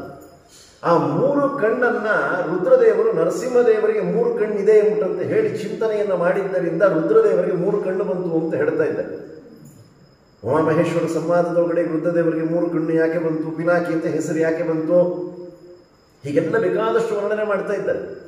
ಆದರೆ ಪ್ರಧಾನವಾಗಿರತಕ್ಕಂಥ ಒಂದು ವಿಷಯ ಯಾವುದು ಅಂತ ಹೇಳಿದ್ರೆ, ಆ ನರಸಿಂಹದೇವರಿಗೆ 3 ಕಣ್ಣಿದೆ ಅಂತ ಉಪಾಸನೆಯನ್ನು ಮಾಡಿದ್ರಂತೆ. ಅದಕ್ಕೋಸ್ಕರವಾಗಿ ರುದ್ರದೇವರಿಗೆ 3 ಕಣ್ಣಿರುವಂಥದ್ದು. ಬಹಳ ಹಿಂದಿನ ಕಾಲದ ಒಂದು ಚಿತ್ರಗಳನ್ನು ನೋಡ್ರಿ, ಅಲ್ಲಿ 3 ಕಣ್ಣಿರುವಂಥದ್ದು, ನರಸಿಂಹದೇವರಿಗೆ 3 ಕಣ್ಣಿರುವಂಥದ್ದಿದೆ ಚಿತ್ರಗಳು. ಇವತ್ತು ದಿವಸ ಅದೆಲ್ಲ ಬರ್ತಾ ಎಲ್ಲ ತೆಗೆದು ಬಿಟ್ಟರು. ಯಾಕೆ ಅಂತಂದ್ರೆ ರುದ್ರದೇವರನ್ನೇ ಸರ್ವೋತ್ತಮ ದೇವತಾ ಅಂತ ಹೇಳಿ ಪ್ರತಿಪಾದನೆ ಮಾಡಲಿಕ್ಕೋಸ್ಕರವಾಗಿ ಈ ರೀತಿ ಮಾಡ್ತಾ ಇದ್ರು. ಬಹಳ ಹಳೆ ಕಾಲದಿದೆ.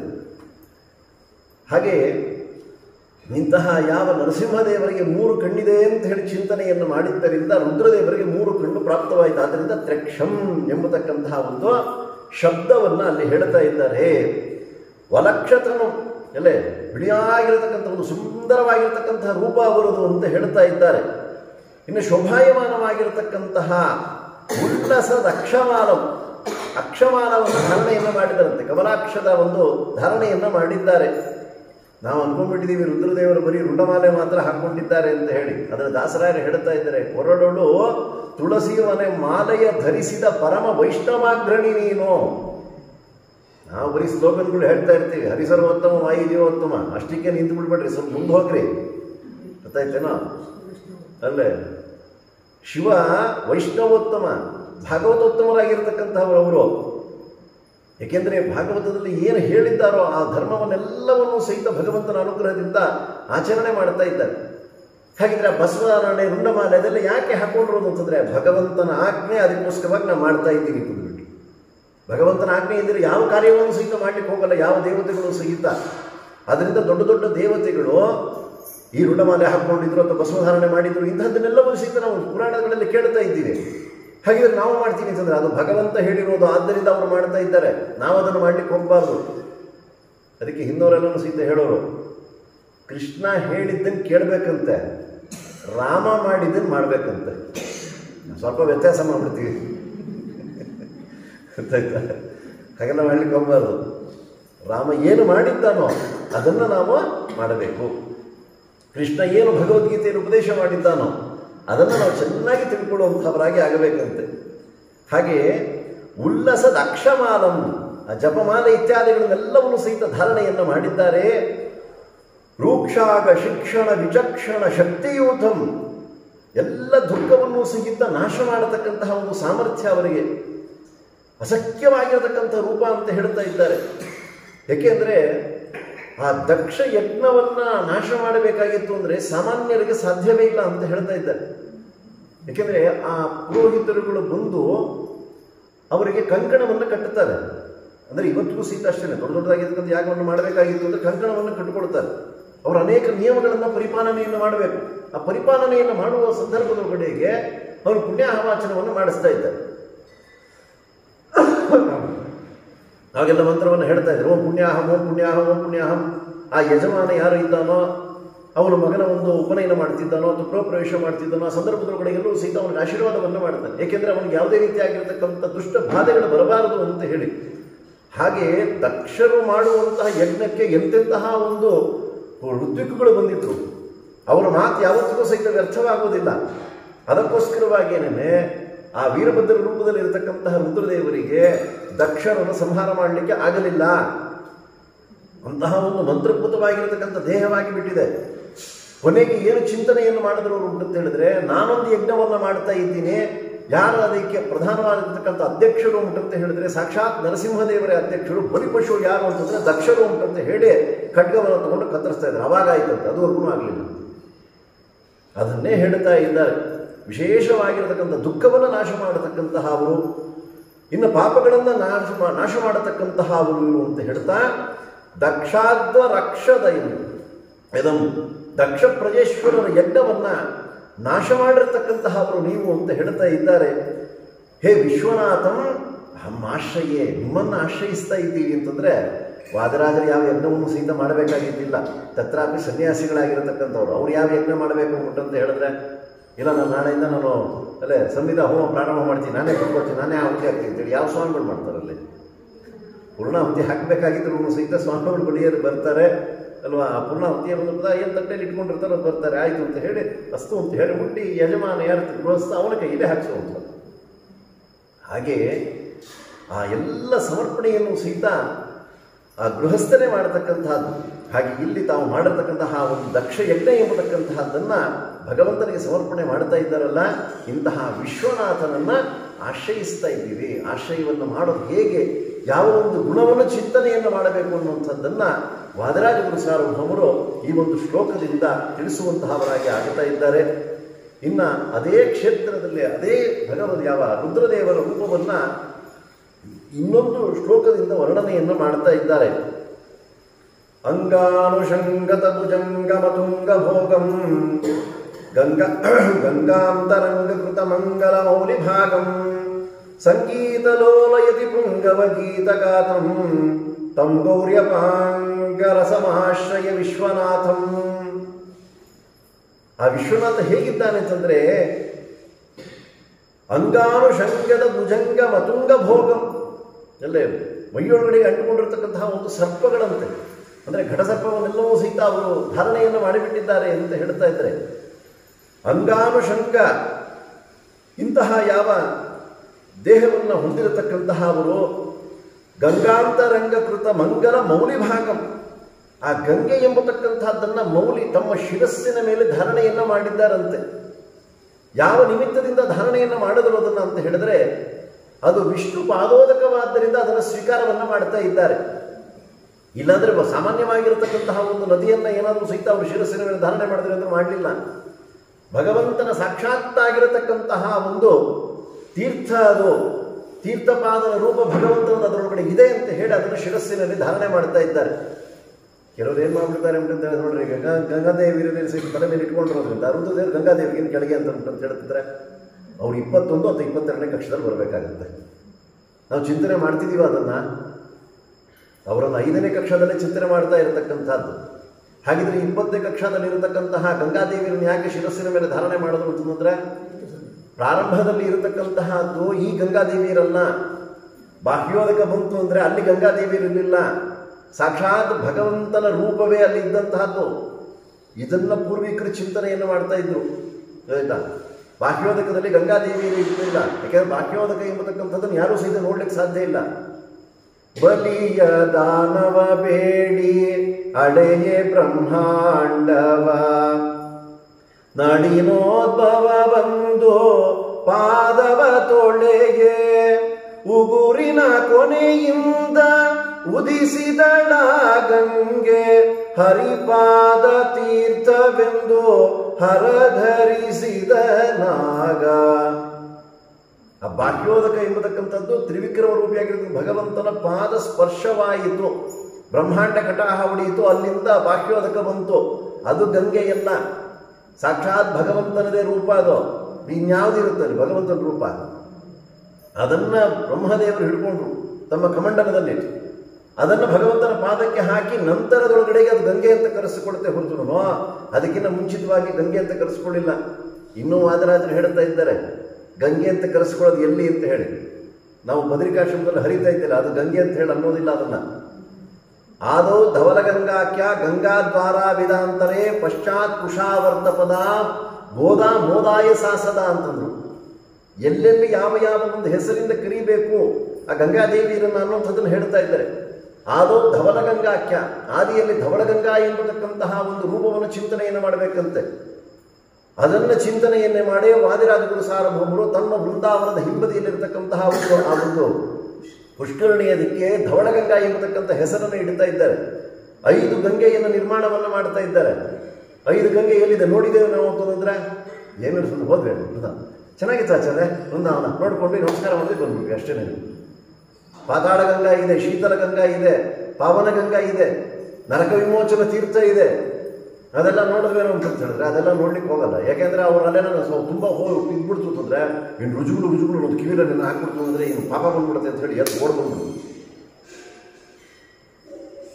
ಅನೇಕ ರೀತಿಯಾಗಿರ್ತಕ್ಕಂಥ ಕ್ಷೇತ್ರವನ್ನು ನಿರ್ಮಾಣ ಮಾಡೋದು, ಅಲ್ಲಿ ತೀರ್ಥವನ್ನು ನಿರ್ಮಾಣ ಮಾಡ್ತಾ ಇದ್ದೀವಿ. ಇದು ಸಹಿತ ಶೀತಲ ಗಂಗಾ ಇವತ್ತಿಗೂ ಸಹಿತ ಹೋಗಿ ನೋಡ್ರಿ.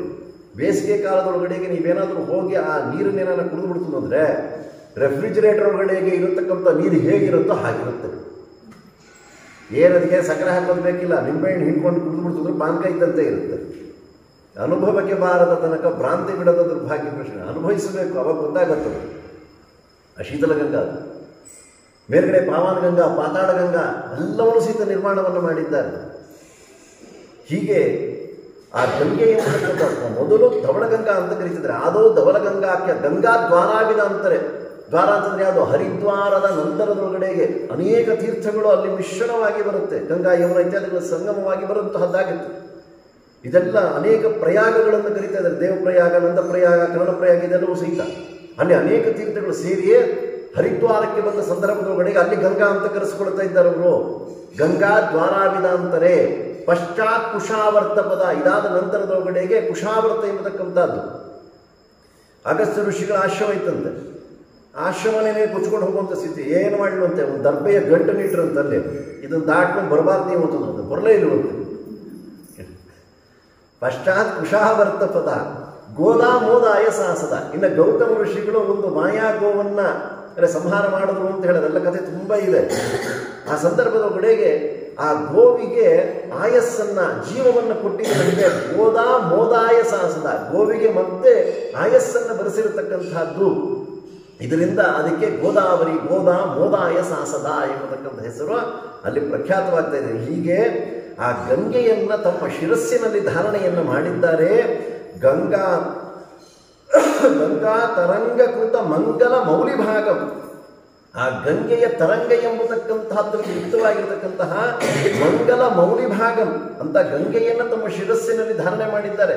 ಬಹಳ ಪ್ರಯತ್ನ ಪಟ್ಟರು ಅವರು ಗಂಗೆಯನ್ನ ಕಟ್ಟಿಕೊಳ್ಳಿಕ್ಕೆ ಅಂತ ಹೇಳಿ ಅನ್ಕೊಂಡ್ಬಿಡ್ಬೇಡ್ರಿ.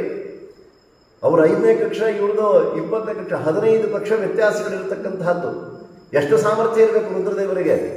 ಅದಕ್ಕೋಸ್ಕರ ನಮ್ಮ ದೇವತೀರ್ಥರು ಹೇಳೋರು, ಅವರ ಒಂದು ಆ ಜಟೆಯ ಒಂದೇ ಒಂದು ಕಣದೊಳಗಡೆಗೆ ಆ ಗಂಗಾದೇವಿಯನ್ನು ಬಂಧನ ಮಾಡಿಕೊಂಡಿದ್ದಾರಂತೆ. ಇದು ನಮ್ಮ ರುದ್ರದೇವರ ಒಂದು ಸಾಮರ್ಥ್ಯ. ಇಲ್ಲ ಅಂತಂದ್ರೆ ಆ ತಾರತಮ್ಯ ಎಂಬತಕ್ಕಂಥದ್ದೇ ಉಳಿಯೋದಿಲ್ಲ.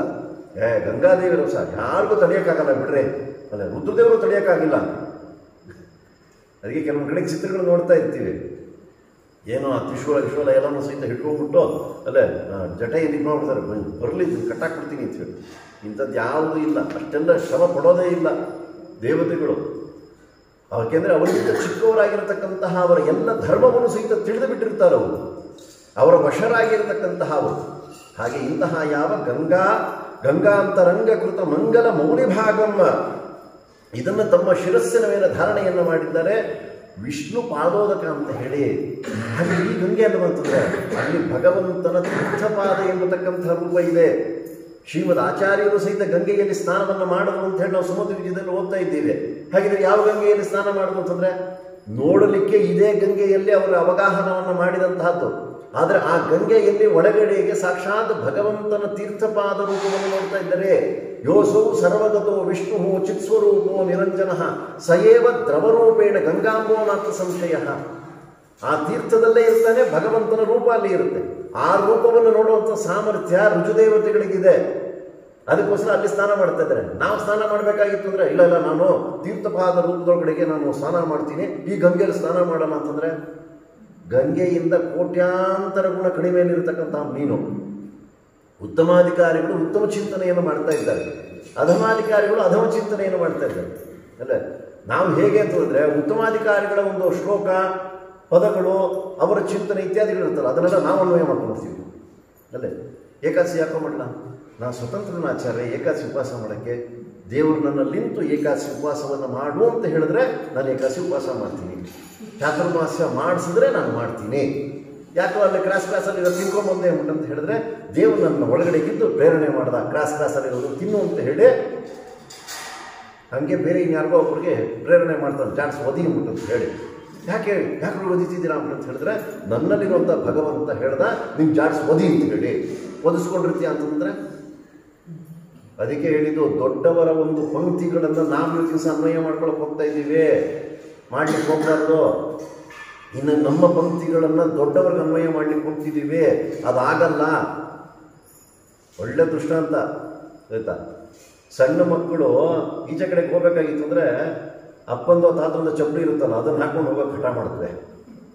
ಏನಾಗತ್ತೆ ಅದು ಹಾಕೊಂಡು ಹೋದ್ರೆ ಏನಾಗುತ್ತೆ, ದೊಡ್ಡದಾಗತ್ತೆ, ಮುಗ್ಗರ್ಸ್ ಬೀಳುತ್ತವೆ ಅಲ್ವಾ. ಇನ್ನು ಈ ಮೊಮ್ಮಕ್ಕಳು ತಾತನಿಗೆ ವಾಕಿಂಗ್ ಕರ್ಕೊಂಡು ಹೋಗ್ಬೇಕಾಗಿದೆ, ತಾತ ನಿನ್ನ ಚಪ್ಪಲಿ ಹಾಕೊಂಡು ಹೋಗ್ಬೇಡ, ನನ್ನ ಚಪ್ಪಲಿ ಹಾಕೊಂಡು ಹೋಗು ಅಂತಂತ ಮತ್ವೆ ಅದಾಗತ್ತೆ. ಅದು ಹಿಡಿಸಲ್ಲ. ಅದು ಚಿಕ್ಕವ್ರಿಗೆ ದೊಡ್ಡವ್ರ ಚಪ್ಪಲಿ ಹಾಕೊಂಡ್ರೆ ಮುಗ್ಗರ್ಸ್ ಬೀಳ್ತಾರೆ, ದೊಡ್ಡವರಿಗೆ ಚಿಕ್ಕವ್ರ ಚಪ್ಪಲಿ ಆಗೋದೇ ಇಲ್ಲ. ಅದಕ್ಕೋಸ್ಕರ ನಮಗೆ ಉಪದೇಶ ಮಾಡತಕ್ಕಂಥ ಪಂಕ್ತಿಗಳು ದೊಡ್ಡವ್ರಿಗೆ ಆಗೋದಿಲ್ಲ ಆಯ್ತಾ. ಆದರೆ ದೊಡ್ಡವ್ರಿಗೆ ಉಪದೇಶ ಮಾಡಿರ್ತಕ್ಕಂಥ ಪಂಕ್ತಿಗಳನ್ನು ನಾವೇನಾದ್ರೂ ಹಾಕೊಂಡ್ಬಿಡ್ತಂದ್ರೆ ಜೀವನದಲ್ಲಿ ಮುಗ್ಗರಿಸಿ ಬೀಳ್ತೀವಿ. ನಾವು ಹುಷಾರಾಗಿರ್ಬೇಕು. ನಾವು ಒಂದು ಸಣ್ಣ ಮಕ್ಕಳು ನೋಡೋದ್ರಿಂದ ಸಹಿತ ನಾವು ತತ್ವವನ್ನು ಚಿಂತನೆಯನ್ನು ಮಾಡಬೇಕು. ಅದನ್ನೆಲ್ಲ ತಿಳ್ಕೊಳ್ಳೋದಿಲ್ಲ. ಏಕಾಸಿ ಯಾಕೆ ಮಾಡಲ್ಲ, ದೇವ್ರು ಮಾಡಿಸಿಲ್ಲ ಅಂತ ಪಂಕ್ತಿಗಳನ್ನು ಹೇಳ್ತಾ ಇರ್ತಾರೆ. ಅದನ್ನು ಹೇಳಲಿಕ್ಕೆ ಹೇಳಬಾರ್ದು ನಾವು. ಅದನ್ನು ಈ ರೀತಿಯಲ್ಲಿ ಆ ಗಂಗಾದೇವಿಯರನ್ನು ತಮ್ಮ ಶಿರಸ್ಸಿನ ಮೇಲೆ ಧಾರಣೆಯನ್ನು ಮಾಡಿದ್ದಾರೆ. ಅದಕ್ಕೆ ಹೇಳಿದ್ರು ಗಂಗಾ ನದಿಯಲ್ಲೇ ರುದ್ರದೇವರು ಸ್ನಾನ ಮಾಡ್ತಾ ಇದ್ದಾರೆ, ಅಥವಾ ಶ್ರೀಮದ್ ಆಚಾರ್ಯರು ಸ್ನಾನ ಮಾಡಿದ್ರು ಅಂತಂದ್ರೆ ಒಳಗಿರತಕ್ಕಂಥ ಭಗವಂತನ ರೂಪಕ್ಕೇನೆ ಅವರು ನಮನಾದಿಗಳನ್ನು ಮಾಡತಕ್ಕಂಥದ್ದು ಹೊರತು ಈ ಗಂಗಾದೇವಿಯರಿಗಲ್ಲ. ಅಲ್ಲಿ ಮಾಡೋದು ಬಿಟ್ಬಿಡ್ತು ಅಂತ ಹೇಳಿದ್ರೆ ನಾಳೆ ದಿವಸ ನಾವು ಗಂಗಾ ಸ್ನಾನವನ್ನು ಮಾಡದೇ ಬಿಟ್ಬಿಡ್ತೀವಿ. ನಾವು ಈ ಗಂಗೆಯಲ್ಲೇ ಅಂತರ್ಯಾಮಿಯಾಗಿ ಭಗವಂತನನ್ನೇ ಚಿಂತನೆಯನ್ನು ಮಾಡಬೇಕು.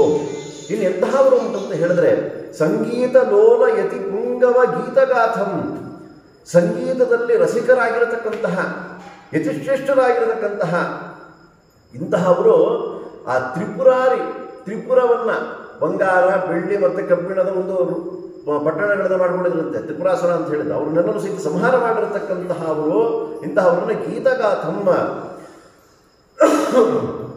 ಅನೇಕರಿಂದ ಹೊಗಳಿಸ್ಕೊಳ್ತಾ ಇರತಕ್ಕಂತಹ ಅವರು ಹೇಗಿದ್ದಾರೆ ನಮ್ಮ ರುದ್ರದೇವರು ಅಂತಂದರೆ ಸಂಗೀತ ಲೋಲರಾಗಿರ್ತಕ್ಕಂತಹ ಅವರಂತೆ.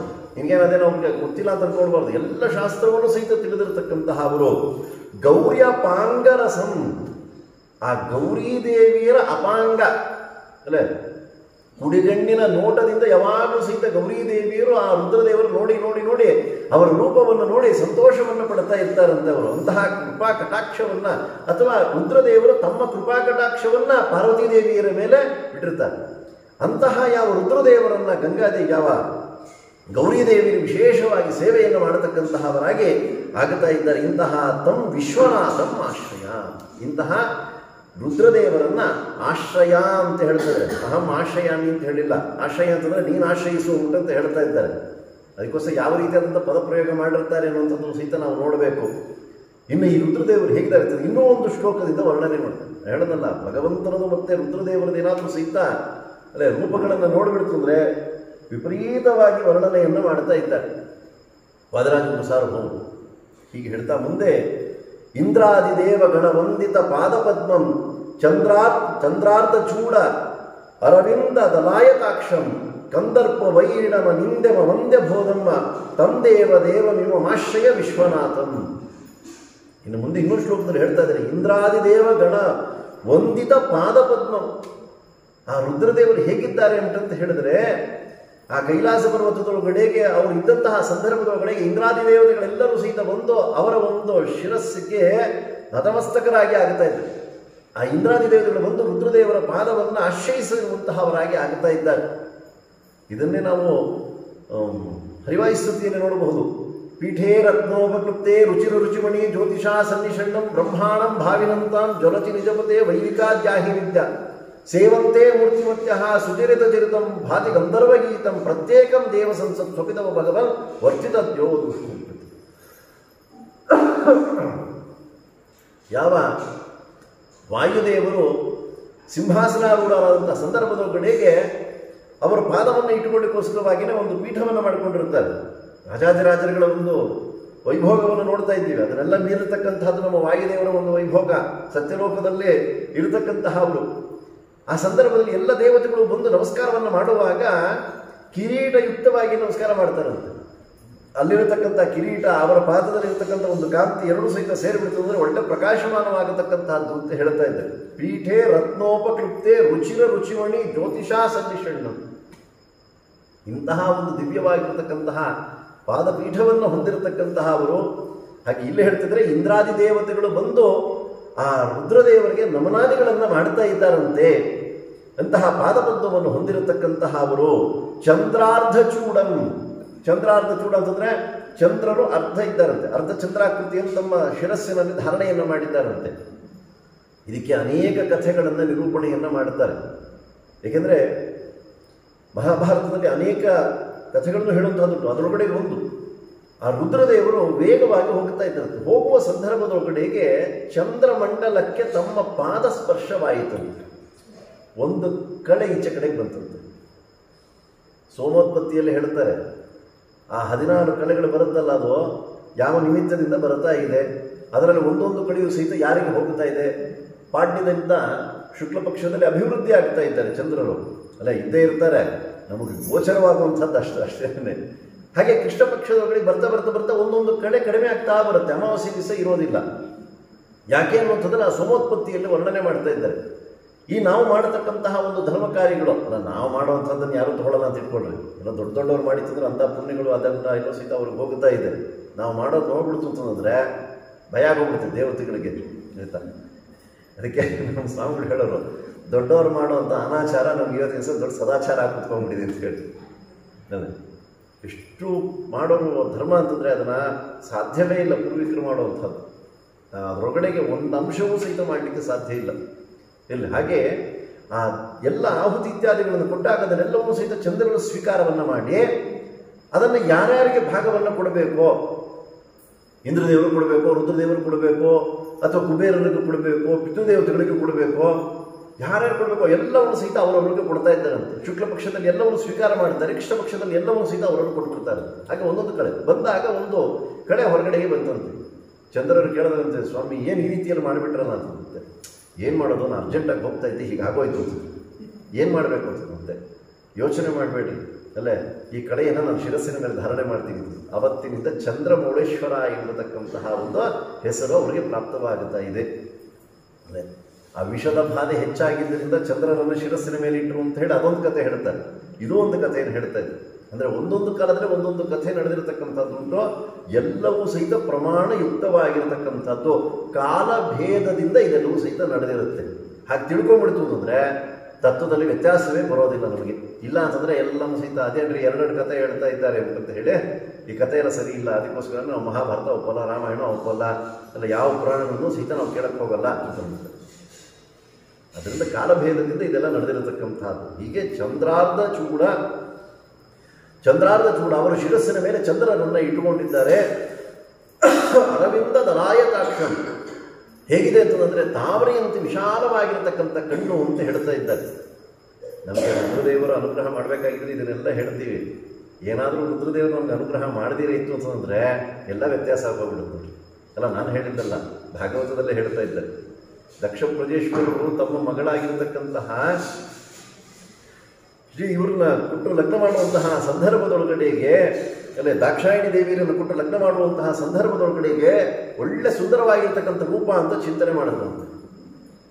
ಯಾವಾಗ ದಕ್ಷ ಪ್ರಜೇಶ್ವರರಿಗೆ ಒಂದು ಸ್ವಲ್ಪ ಅಪಮಾನ ಮಾಡಲಿಲ್ಲ ಪಾಪ ಅವರು ಬೇಕು ಅಂತ ಹೇಳಿ ಉದ್ದೇಶ ವ್ಯತ್ಯಾಸವನ್ನು ಮಾಡಿಕೊಂಡ್ರು. ಆ ಸಂದರ್ಭದೊಳಗಡೆಗೆ ನೀನು ಒಳ್ಳೆ ಮೃಗಾಕ್ಷಿ, ಅಲ್ಲೇ ಜಿಂಕೆಯಂತೆ ಕಣ್ಣನ್ನು ಹೊಂದಿರತಕ್ಕಂತಹವರು ನೀವು, ಆದರೆ ಹೋಗಿ ಹೋಗಿ ಇಂತಹ ವಿರೂಪಾಕ್ಷನಿಗೆ ಕೊಟ್ಟು ಲಗ್ನ ಮಾಡಿಬಿಟ್ಟಲ್ಲ ಅಂತ ನೋಡ್ರಿ. ಎಲ್ಲಿವರೆಗೂ ಸಹಿತ ನಮಗೊಂದು ವಿಶ್ವಾಸ ಅಂತ ಇರುತ್ತೋ ಅಲ್ಲಿವರೆಗೂ ಸಹಿತ ಆ ವ್ಯಕ್ತಿಗೆ ಬೇಕಾದಷ್ಟು ಗೌರವವನ್ನು ಕೊಡ್ತೀವಿ. ಅಕಸ್ಮಾತ್ ಏನಾದರೂ ಸಹಿತ ನಮಗೆ ಆಗಲಿಲ್ಲ, ಅವ್ರು ಏನೋ ಒಂದು ವ್ಯತ್ಯಾಸವನ್ನು ಮಾತಾಡಿದ್ರು ಅಂತಂದರೆ ಮಾರನೇ ಕ್ಷಣದಿಂದಲೇ ಮರುಕ್ಷಣದಿಂದಲೇ ಅವರನ್ನು ದ್ವೇಷ ಮಾಡಲಿಕ್ಕೆ ಪ್ರಾರಂಭ ಮಾಡ್ತಾರೆ. ಅದೇ ಆಗಿತ್ತು ದಕ್ಷ ಪ್ರಜೇಶ್ವರ ವಿಷಯದಲ್ಲಿ. ಹಾಗೆ ಇಲ್ಲಿ ಹೇಳ್ತಾ ಇದ್ದಾರೆ, ಅಂತ ವಿಶಾಲವಾಗಿರತಕ್ಕಂತಹ ಕಣ್ಣನ್ನು ಹೊಂದಿರತಕ್ಕಂತಹ ಅವರು ಕಂದರ್ಪ ವೈರಿನಂ. ಕಂದರ್ಪ ಅಂತಂದರೆ ಮನ್ಮಥರಿಗೆ ಶತ್ರುವಾಗಿರತಕ್ಕಂತಹ ಅವರು. ಕಾಮಹರ ಕೈಲಾಸ ಮಂದಿರ ಸೋಮ ಸೂರ್ಯಾನರ ವಿಲೋಚನ ಕಾಮಿತಪ್ರದ ಕರುಣಿಸಮಗೆ ಸದಾ ಸುಮಂಗಳವ. ಕಾಮಹರ ಕೈಲಾಸ ಮಂದಿರ, ಕಾಮ ಎಂಬತಕ್ಕಂತಹ ಅವರನ್ನ ತಮ್ಮ ಮೂರನೇ ಕಣ್ಣನ್ನು ಬಿಡೋದ್ರ ಮುಖಾಂತರವಾಗಿ ಅವರನ್ನ ಸುಟ್ಟು ಭಸ್ಮ ಮಾಡುತ್ತಾ ಇದ್ದಾರೆ. ಅದಕ್ಕೆಲ್ಲ ನಿಮಿತ್ತವನ್ನ ಅನೇಕ ಪುರಾಣಗಳಲ್ಲೂ ಸಹಿತ ವರ್ಣನೆಯನ್ನು ಮಾಡುತ್ತಾ ಇದ್ದಾರೆ. ಇಂತಹ ಅವರು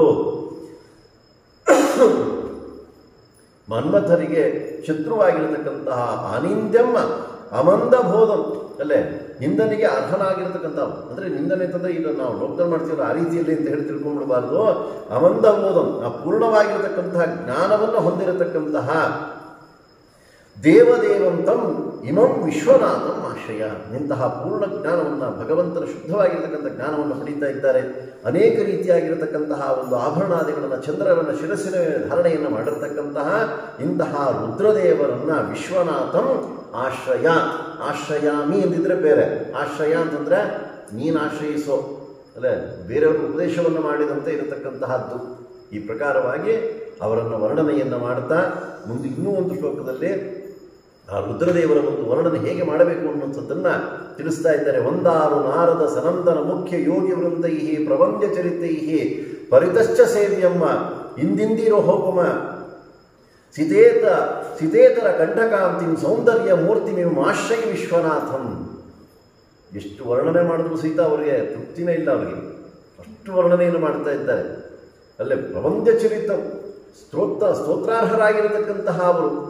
ಒಂದಾರು ನಾರದ ಸನಂದನ ಮುಖ್ಯ ಯೋಗಿ ವೃಂದೈಹಿ. ಒಂದಾರು ನಾರದ ಅನೇಕ ರೀತಿಯಾಗಿರತಕ್ಕಂತಹ ದೇವತಾ ವೃಕ್ಷಗಳಿಂದ ಯುಕ್ತವಾಗಿರತಕ್ಕಂಥದ್ದು ಆ ಕೈಲಾಸ ಪರ್ವತ ಅಂತ ಹೇಳ್ತಾ ಇದ್ದಾರೆ. ಒಂದಾರು ನಾರದ ಇದ್ದಿದ್ರೆ ಒಂದೇ ಗುಂಪಿನಲ್ಲಿ ಯುಕ್ತವಾಗಿರತಕ್ಕಂತಹ ನಾರದರೇ ಮೊದಲಾಗಿರತಕ್ಕಂತಹ ಅವರು ಅವರನ್ನು ಬಂದು ಸ್ತೋತ್ರವನ್ನು ಮಾಡ್ತಾ ಇದ್ದಾರೆ. ಏಕೆಂದರೆ ಗಂಧರ್ವರಾದ್ದರಿಂದ ಗಾನ ಕಲೆ ಎಂಬತಕ್ಕಂಥದ್ದು ಅವರಿಗೆ ಸ್ವಾಭಾವಿಕವಾಗಿ ಬರ್ತಾ ಇದೆ. ಇಂತಹ ಯಾವ ಯಾವ ನಾರದರು ವಿಶೇಷವಾಗಿ ಅವರನ್ನು ಸ್ತೋತ್ರವನ್ನು ಮಾಡುತ್ತಾ ಇದ್ದಾರೆ. ಸನಂದನ ಮುಖ್ಯ ಯೋಗಿ ವೃಂದೈಹಿ, ಸನಕ, ಸನಂದನ, ಸನತ್ಕುಮಾರ, ಸನಸುಜಾತರು, ಆ 4 ರೂಪವು ಸಹಿತ ಬ್ರಹ್ಮದೇವರಿಂದ ಆವಿರ್ಭೂತರಾಗಿರ್ತಕ್ಕಂಥ, ಅಂದರೆ ಬ್ರಹ್ಮಮಾನಸ ಪುತ್ರರು ಅಂತ ಹೇಳಿ ಕರೆಸಿಕೊಳ್ತಾ ಇದ್ದಾರೆ. ಮನಸ್ಸನ್ನು ಸುಮ್ಮನೆ ಚಿಂತನೆ ಮಾಡಿದ್ರು. ಅವರಷ್ಟು ಜನರು ಸಹಿತ ಎದುರುಗಡೆಗೆ ಬಂದು ನಿಂತ್ಕೊಂಡು ಸನಕ, ಸನಂದನ, ಸನತ್ಕುಮಾರ, ಸನಸುಜಾತ. ಅದರ ಸನತ್ಕುಮಾರ ರೂಪ ಎಂಬತಕ್ಕಂಥ ಸಾಕ್ಷಾತ್ ಭಗವಂತನದೇ ಒಂದು ರೂಪ ಅಂತ ಹೇಳ್ತಾ ಇದ್ದಾರೆ.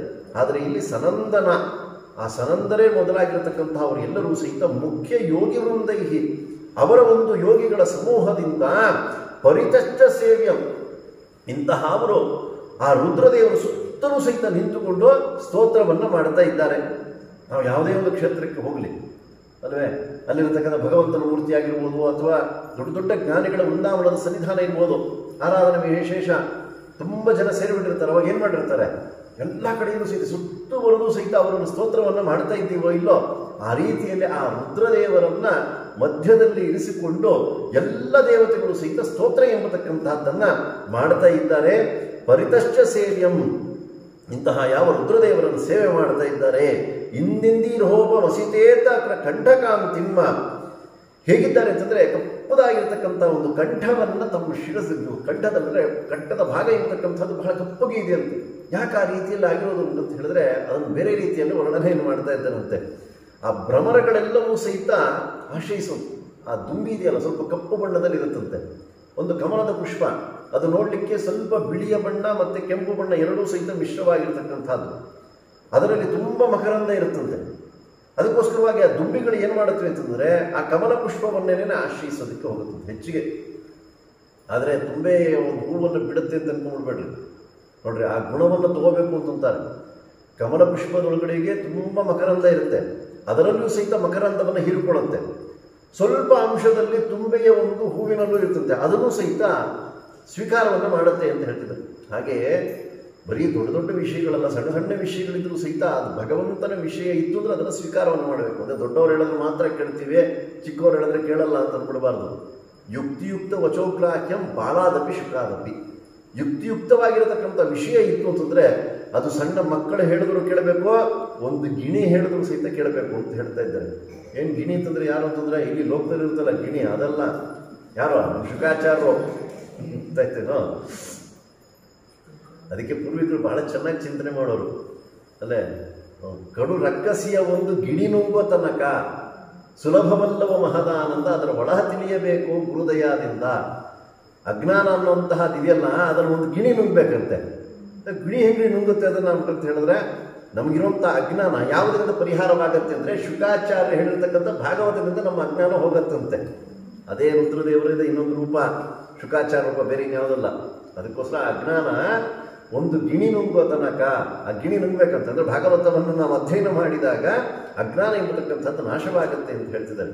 ಈ ರೀತಿಯಲ್ಲಿ ವರ್ಣನೆಯನ್ನು ಮಾಡ್ತಾ ಆ ದುಂಬಿಗಳೆಲ್ಲವೂ ಸಹಿತ ಕಮಲ ಪುಷ್ಪವನ್ನೂ ಸಹಿತ ಆಶ್ರಯಿಸುತ್ತೆ. ಸಣ್ಣದಾಗಿರ್ತಕ್ಕಂಥ ದುಂಬಿ, ಯಾವ ದುಂಬಿಯ ಹೇಗಿರ್ತದೆ ಒಂದು ಹತ್ತಿ ಇಷ್ಟೇ ಇಷ್ಟು ಅಂತ ಇರೋದಂಥದ್ದು, ಅದರಲ್ಲೂ ಸಹಿತ ಇರತಕ್ಕಂಥ ಮಕರಂದವನ್ನು ಸ್ವೀಕಾರವನ್ನು ಮಾಡುತ್ತೆ. ಹಾಗೆ ಆ ಪುಷ್ಪವನ್ನು ಪೂರ್ತಿ ಆವರಿಸಿಬಿಟ್ಟಿರುತ್ತಂತೆ ದುಂಬಿಗಳು. ಅದು ಹೇಗಿದೆ ಅನ್ನೋದಕ್ಕೆ ದೃಷ್ಟಾಂತವನ್ನು ಕೊಡ್ತಾ ಇದ್ದಾರೆ. ಅವರ ಕಂಠ ಕಪ್ಪಗೆ ಯಾಕಾಗಿದೆ ಅಂತಂದರೆ ಆ ದುಂಬಿಗಳೆಲ್ಲ ಎಲ್ಲ ಬಂದು ಎಲ್ಲ ಸೇರ್ಕೊಂಡ್ಬಿಟ್ಟಿದೆಯೋ ಎಂಬಂತಹ ರೀತಿಯಲ್ಲಿ ಇಂದಿಂದಿರೋಪ ಮಸಿತೇತರ ಕಂಠಕಾಂತಿಮ್ಮ, ಆ ಕಂಠ ಎಂಬತಕ್ಕಂಥದ್ದು ಸ್ವಲ್ಪ ಕಪ್ಪಾಗಿ ಇರತಕ್ಕಂಥದ್ದಂತೆ. ಆ ಕಪ್ಪದಾಗಿದ್ದರೂ ಸಹಿತ ಸುಂದರವಾಗಿರತಕ್ಕಂಥ ಮೂರ್ತಿ ನಮ್ಮ ರುದ್ರದೇವರದು ಅಂತ ಹೇಳ್ತದೆ. ಸೌಂದರ್ಯ ಮೂರ್ತಿಂ ಇಮಂ ಆಶ್ರಯ ವಿಶ್ವನಾಥ, ವಿಶ್ವನಾಥಂ ಆಶ್ರಯ ಅಂತ ಹೇಳಿ ಅಂತಹ ಸುಂದರವಾಗಿರತಕ್ಕಂತಹ ರೂಪವನ್ನು ಹೊಂದಿರತಕ್ಕಂತಹ ವಿಶ್ವನಾಥನನ್ನ ಆಶ್ರಯವನ್ನು ಮಾಡಿ ಅಂತ ಹೇಳಿ ಉಪದೇಶವನ್ನು ಮಾಡತಕ್ಕಂತಹವರಾಗಿ ಆಗ್ತಾ ಇದ್ದಾರೆ. ಛಂದಸ್ಸಯಸ್ತುತ ಚರಿತ್ರ ಪುರಾರಿ ಪುರತ್ರಯಾರೇ ಕುಂದ ಪ್ರಸೂನಕೃತ ಸೇವನ ತೃಪ್ತಚಿತ್ತ ತ್ವಾಂ ದೀನ ಬಂಧು ಮರಣೆ ಮರುಣೇಂದು ರಸಕ್ಕಪರ್ದಮ್ಮ ಒಂದೇರಿ ಮರ್ದನ ಸುಹೃತ್ತಮ ವಿಶ್ವನಾಥಮ್ಮ. ಇದಾದ ನಂತರದಲ್ಲಿ ಹೇಳ್ತಾ ಇದ್ದಾರೆ, ಆ ಅನೇಕ ರೀತಿಯಾಗಿರತಕ್ಕಂಥ ಛಂದಸ್ಸ ಯಸ್ತುತ ಚರಿತ್ರ, ಛಂದಸ್ಸಿನಿಂದ ಯುಕ್ತವಾಗಿರತಕ್ಕಂತಹ ಅದರಿಂದ ಹೊಗಳಿಸಿಕೊಳ್ತಾ ಇದ್ದಾರಂತೆ. ಯಾವುದು ಛಂದಸ್ಸಿನಿಂದ ಯುಕ್ತವಾಗಿರತಕ್ಕಂಥದ್ದು ಮೊದಲು ಬಂದಿರತಕ್ಕಂಥದ್ದು ಆ ವೇದ ಇತ್ಯಾದಿಗಳು, ಅದರಿಂದಲೂ ಸಹಿತ ಆ ರುದ್ರದೇವನು ಸ್ತೋತ್ರ ಮಾಡ್ತಾ ಇದ್ದೀವಿ ಅಲ್ಲೇ. ರುದ್ರ ಚಮಕ ನಮಕಾದಿಗಳಿಂದಲೂ ಸಹಿತ ವರ್ಣನೆಯನ್ನ ಮಾಡತಕ್ಕಂತಹವರಾಗಿ ಆಗುತ್ತಾ ಇದೆ. ಇದನ್ನ ನಾವು ಚಿಂತನೆ ಮಾಡಬೇಕಾಗಿದ್ರೆ ರುದ್ರ ಪ್ರಶ್ನೆ ಇತ್ಯಾದಿಗಳು ಬಂತು ಅಂದರೆ ನಾವು ರುದ್ರದೇವರನ್ನ ಸ್ಮರಣೆ ಮಾಡ್ತಾ ಇದೀವಿ ಅಂತ ಹೇಳಿ. ಅದರಲ್ಲಿ ಬರೀ ರುದ್ರದೇವರನ್ನಲ್ಲ, ರುದ್ರದೇವರ ಅಂತರ್ಯಾಮಿಯಾಗಿರ್ತಕ್ಕಂತಹ ನರಸಿಂಹದೇವರನ್ನೇ ಅಲ್ಲಿ ಚಿಂತನೆಯನ್ನು ಮಾಡತಕ್ಕಂತಹದ್ದು. ಲಯವಾಯಿತು ಒಂದು ಕಾಲದಲ್ಲಿ. ಈಗೇನೋ ನಾವು ರುದ್ರದೇವರು ಸ್ತೋತ್ರ ಮಾಡ್ತಾ ಇದ್ದೀವಿ. ಲಯವಾದ ಕಾಲದೊಳಗಡೆಗೆ ಅವಾಗ ವೇದಗಳ ಸಮೂಹ ಇದ್ದವೋ ಇಲ್ಲವೋ ಅಂತಂದರೆ ಅದೆಲ್ಲ ನಿತ್ಯವಾಗಿರತಕ್ಕಂಥದ್ದು. ಹಾಗಿದ್ರೆ ಆ ವೇದಗಳು ಯಾರನ್ನ ವರ್ಣನೆ ಮಾಡೋದು ಅಂತಂದರೆ ಪರಮ ಮುಖ್ಯ ವೃತ್ತಿಯಿಂದ ಸಾಕ್ಷಾತ್ ಭಗವಂತನನ್ನೇ ವರ್ಣನೆ ಮಾಡತಕ್ಕಂತಹದ್ದು. ಮುಖ್ಯ ವೃತ್ತಿ, ಪರಮ ಮುಖ್ಯ ವೃತ್ತಿಯಿಂದ ಭಗವಂತನನ್ನ, ಮುಖ್ಯ ವೃತ್ತಿಯಿಂದ ಸಾಕ್ಷಾತ್ ವಾಯುದೇವರನ್ನು ವರ್ಣನೆ ಮಾಡತಕ್ಕಂಥದ್ದು. ಇನ್ನು ಅಮುಖ್ಯ ವೃತ್ತಿಯಿಂದ ಬೇರೆ ಬೇರೆ ದೇವತೆಗಳಿಗೂ ಸಹಿತ ಆ ಒಂದು ಶಬ್ದದ ಪ್ರಯೋಗಗಳು ಇದ್ದಾವೆ. ಕೊನೆಗೆ ಈ ಕಾರ್ಯವನ್ನು ಮಾಡತಕ್ಕಂಥ ಜೀವಿ ಇದ್ರೂ ಸಹಿತ ಅವರಿಗೂ ಸಹಿತ ಕೆಲವೊಂದು ಸಲ ಆ ವೇದಗಳ ಮಂತ್ರವೇ ಬೇಕು ಅಲ್ಲೇ. ಅನುಮೂರ್ತ ಮಾಡ್ತಾರಲ್ಲ ಅಲ್ಲೇ, ನಾಮಕರಣ ಮಾಡ್ತಾರೆ, ಉಪನಯನ ಸಂಸ್ಕಾರ ಮಾಡ್ತಾರಲ್ಲ, ಅಲ್ಲೇನು ಹೇಳ್ತಾರೆ ಅಂತಂದರೆ ಏನು ಪುರಾಣದ ವಾಕ್ಯಗಳು ಹೇಳ್ತಾರೆ ನಲ್ಲೇ ಏನಿಲ್ಲ, ಅಲ್ಲೂ ಸಹಿತ ವೇದದ ಮಂತ್ರವನ್ನೇ ಹೇಳ್ತಕ್ಕಂಥದ್ದು. ಯಜ್ಞೋಪವೀತಂ ಪರಮಂ ಪವಿತ್ರಂ ಪ್ರಜಾಪದೇ ಯತ್ ಸಹಜಂ ಪುರಸ್ತಾತ್ ಆಯುಷ್ಯಂ ಅಗ್ರಂ ಪ್ರತಿಮಂ ಚ ಶುಭ್ರಂ ಯಜ್ಞೋಪವೀತಂ ಬಲಮಸ್ತು ತೇಜಃ ಯಾವುದು ಇದಲ್ಲ ಅಲ್ಲೇ ವೇದ ಉಪನಿಷತ್ತುಗಳಲ್ಲಿ ಹೇಳಿರ್ತಕ್ಕಂಥದ್ದು. ಅಂದರೆ ನಾವು ಯಜ್ಞೋಪವೀತವನ್ನು ಹಾಕೋಬೇಕಾಗಿತ್ತು ಸಹಿತ ಅದು ಹಾಕ್ಕೊಡ್ತಾ ಇದ್ದೀವಿ. ಅದರಿಂದ ಇದು ಆ ಕಾಲದಲ್ಲಿ ಮಾತ್ರ ನಮಗೆ ಅಷ್ಟೇನೇನೆ ಪರಮ ಮುಖ್ಯ ವೃತ್ತಿಯಿಂದ ಸಾಕ್ಷಾತ್ ಭಗವಂತನನ್ನೇ ಅದು ಆ ವೇದಗಳಲ್ಲೂ ಸಹಿತ ಕೊಂಡಾಡ್ತಾ ಇರತಕ್ಕಂಥದ್ದು. ಹಾಗೆ ವೇದ ಸಮೂಹದಿಂದ ನಿಮ್ಮ ಮಹಿಮೆ ಎಂಬತಕ್ಕಂಥದ್ದು ಇದೆಯಲ್ಲ ಅದು ಹೊಗಳುವಂತಹದ್ದಾಗಿ ಆಗುತ್ತಾ ಇದೆ. ಪುರತ್ರಯಾರೆ, ಆ ಪುರತ್ರಯಕ್ಕೆ ಅರಿಯಾಗಿರತಕ್ಕಂತಹ ಅವರು, ಆ ಮೂರು ಪಟ್ಟಣದಲ್ಲಿ ಇರತಕ್ಕಂತಹ ಅವರನ್ನು ಸಹಿತ ತ್ರಿಪುರಾಸುರನನ್ನು ಸಂಹಾರವನ್ನು ಮಾಡ್ತಾ ಇದ್ದಾರೆ. ಕಂದ ಪ್ರಸೂನ ಕೃತ ಸೇವನ ತೃಪ್ತ ಚಿತ್ತಮ್ಮ, ಮಲ್ಲಿಗೆ ಹೂ ಮೊದಲಾಗಿರತಕ್ಕಂತಹದ್ದಿಂದ ಪೂಜೆಯನ್ನು ಮಾಡೋದರಿಂದ ಅತ್ಯಂತ ಸಂತೋಷವನ್ನು ಪಡ್ತಾ ಇರತಕ್ಕಂತಹ ಅವರು ನಮ್ಮ ರುದ್ರದೇವರು ಅಂತ ಹೇಳ್ತಾ ಇದ್ದಾರೆ. ಅರಿಮರ್ದನ ಸುಹೃದ್ದನ, ಅರಿಮರ್ದನ ಅಂತಂದರೆ ಶತ್ರುಗಳನ್ನು ನಾಶವನ್ನು ಮಾಡತಕ್ಕಂತಹ ಅವರು, ಸುಹೃದ್ದನ ಒಳ್ಳೆಯ ಹೃದಯವನ್ನು ಹೊಂದಿ ಭಕ್ತರಿಗೆ ಅನುಗ್ರಹವನ್ನು ಮಾಡತಕ್ಕಂತಹ ಅವರು. ಹೇ ವಿಶ್ವನಾಥ, ಇಂತಹ ಯಾವ ವಿಶ್ವನಾಥ ರುದ್ರದೇವರಿದ್ದಾರಲ್ಲ, ನೀವು ಎಂತಹವರು ಅಂತಂದರೆ ದೀನಬಂಧು, ಅನಾಥನಿಗೆ ಬಂಧುವಾಗಿರತಕ್ಕಂತಹವು. ಅನಾಥ ಅಂತಂದರೆ ಅಪ್ಪ ಅಮ್ಮ ಇಲ್ಲ ಅಂತಲ್ಲ, ಜ್ಞಾನ ಇಲ್ಲಿರುವಂಥವ್ರು ಅಂತ ಹೇಳಿ ನಮಗೆ ಒಳ್ಳೆಯ ಜ್ಞಾನವನ್ನು ಕೊಡಬೇಕಾಗಿತ್ತು ರುದ್ರದೇವರನ್ನೇ ಕೊಡಬೇಕಾಗಿರತಕ್ಕಂತಹ ಅವರು. ಇಂತಹ ನೀವು ಅರುಣೇಂದು ಲಸತ್ಕಪರ್ಧಂ ಅಲ್ಲೇ ಹೇಗಿದ್ದೀರಾ ಅಂತಂದರೆ ಒಳ್ಳೆ ಕೆಂಪು ಬಣ್ಣದಲ್ಲಿರ್ತಕ್ಕಂತಹ ಚಂದ್ರನ ಕಲೆಯಿಂದ ಯುಕ್ತವಾಗಿರತಕ್ಕಂತಹ ಜಟೆ ಎಂಬತಕ್ಕಂತಹದ್ದು ಅಲ್ಲೇ ಹೊಂದಿರತಕ್ಕಂತಹ ನಿಮಗೆ ತಮ್ಮ ಆಶಯ, ನಿಮ್ಮನ್ನು ಆಶ್ರಯವನ್ನು ಮಾಡತಕ್ಕಂತಹವರಾಗಿ ಆಗಬೇಕು ಎಂಬಂತಹ ಮಾತನ್ನು ನಿರೂಪಣೆ ಎಂಬತಕ್ಕಂತಹದ್ದನ್ನು ಮಾಡ್ತಾ ಇದ್ದಾರೆ. ಇದಾದ ನಂತರದೊಳಗಡೆಗೆ ಒಬ್ಬ ದೈತ್ಯ ಇತ್ಯಾದಿಗಳನ್ನು ಸಹಿತ ಸಂಹಾರವನ್ನು ಮಾಡಿರ್ತಕ್ಕಂಥ ವಿಷಯವನ್ನು ನಿರೂಪಣೆಯನ್ನು ಮಾಡ್ತಾ ಇದ್ದಾರೆ. ಹೀಗೆ ಸಂಚಾರವನ್ನು ಮಾಡ್ತಾ ಮಾಡ್ತಾ ಮಾಡ್ತಾ ಆ ಕುಂಭಾಸಿ ಎಂಬತಕ್ಕಂತಹ ಒಂದು ಕ್ಷೇತ್ರಕ್ಕೂ ಸಹಿತ ಅಲ್ಲೇ ಬರ್ತಾ ಇದ್ದಾರೆ.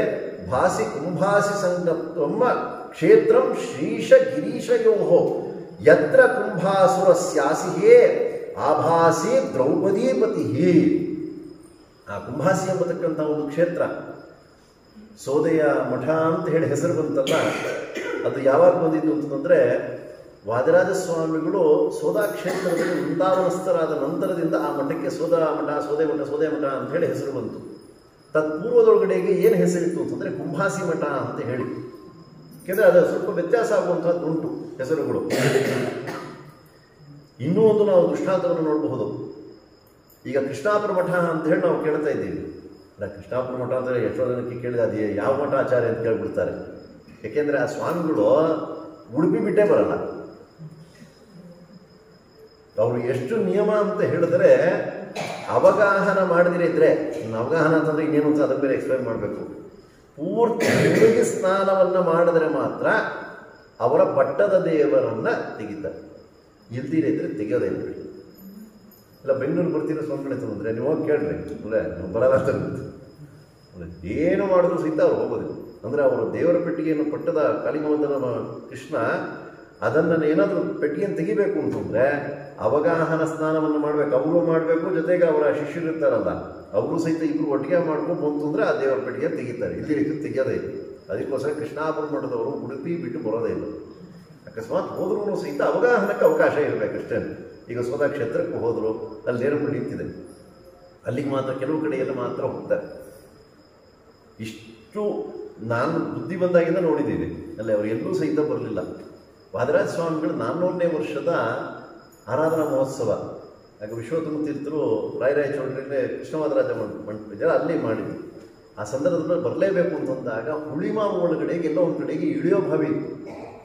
ಅಲ್ಲಿ ಹೋಗಿ ಸ್ನಾನ ಮಾಡಿ ದೇವ್ರ ಪೂಜೆ ಮಾಡಿಕೊಂಡು ಆಮೇಲೆ ಅಲ್ಲಿ ಬಂದು ಅಲ್ಲಿ ಫಂಕ್ಷನ್ ಅಟೆಂಡ್ ಮಾಡಿ ಬಂದ ತಕ್ಷಣ ಉಡುಪಿಗೆ ಹೊರಟೇ ಬಿಟ್ಟು ಅಂದರೆ ಅವಗಾಹನ ಹಿಂದಿನ ಇತ್ತು ಅವರು ದೇವ್ರ ಪೆಟ್ಟಿಗೆ ಮುಟ್ಟೋದು ಬಿಚ್ಚೋದೇ ಇಲ್ಲ ಅವರು.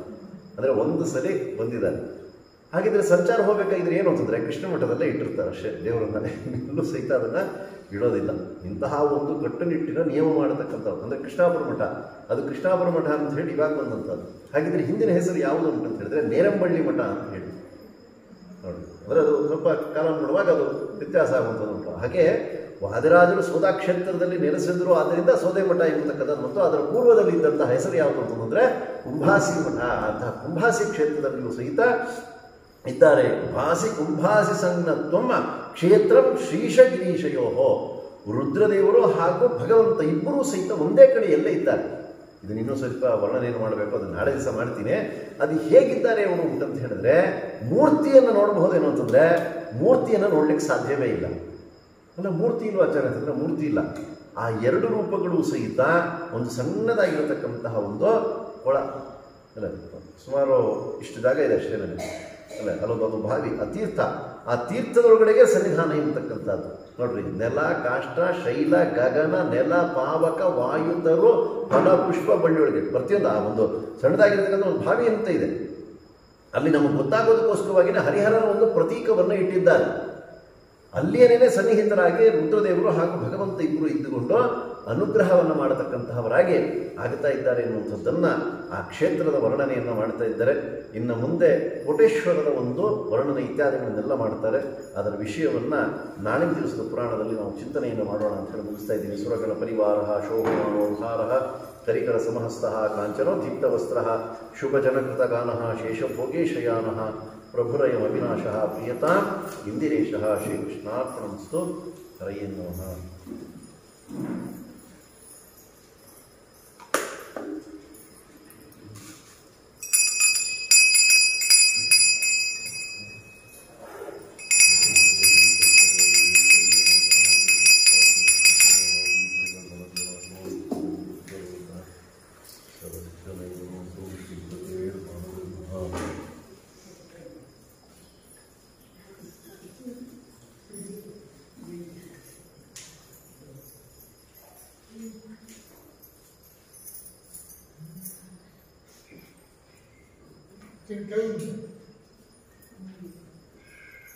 ಇಲ್ಲೇ ಬಂದ್ಬಿಡತ್ತೆ.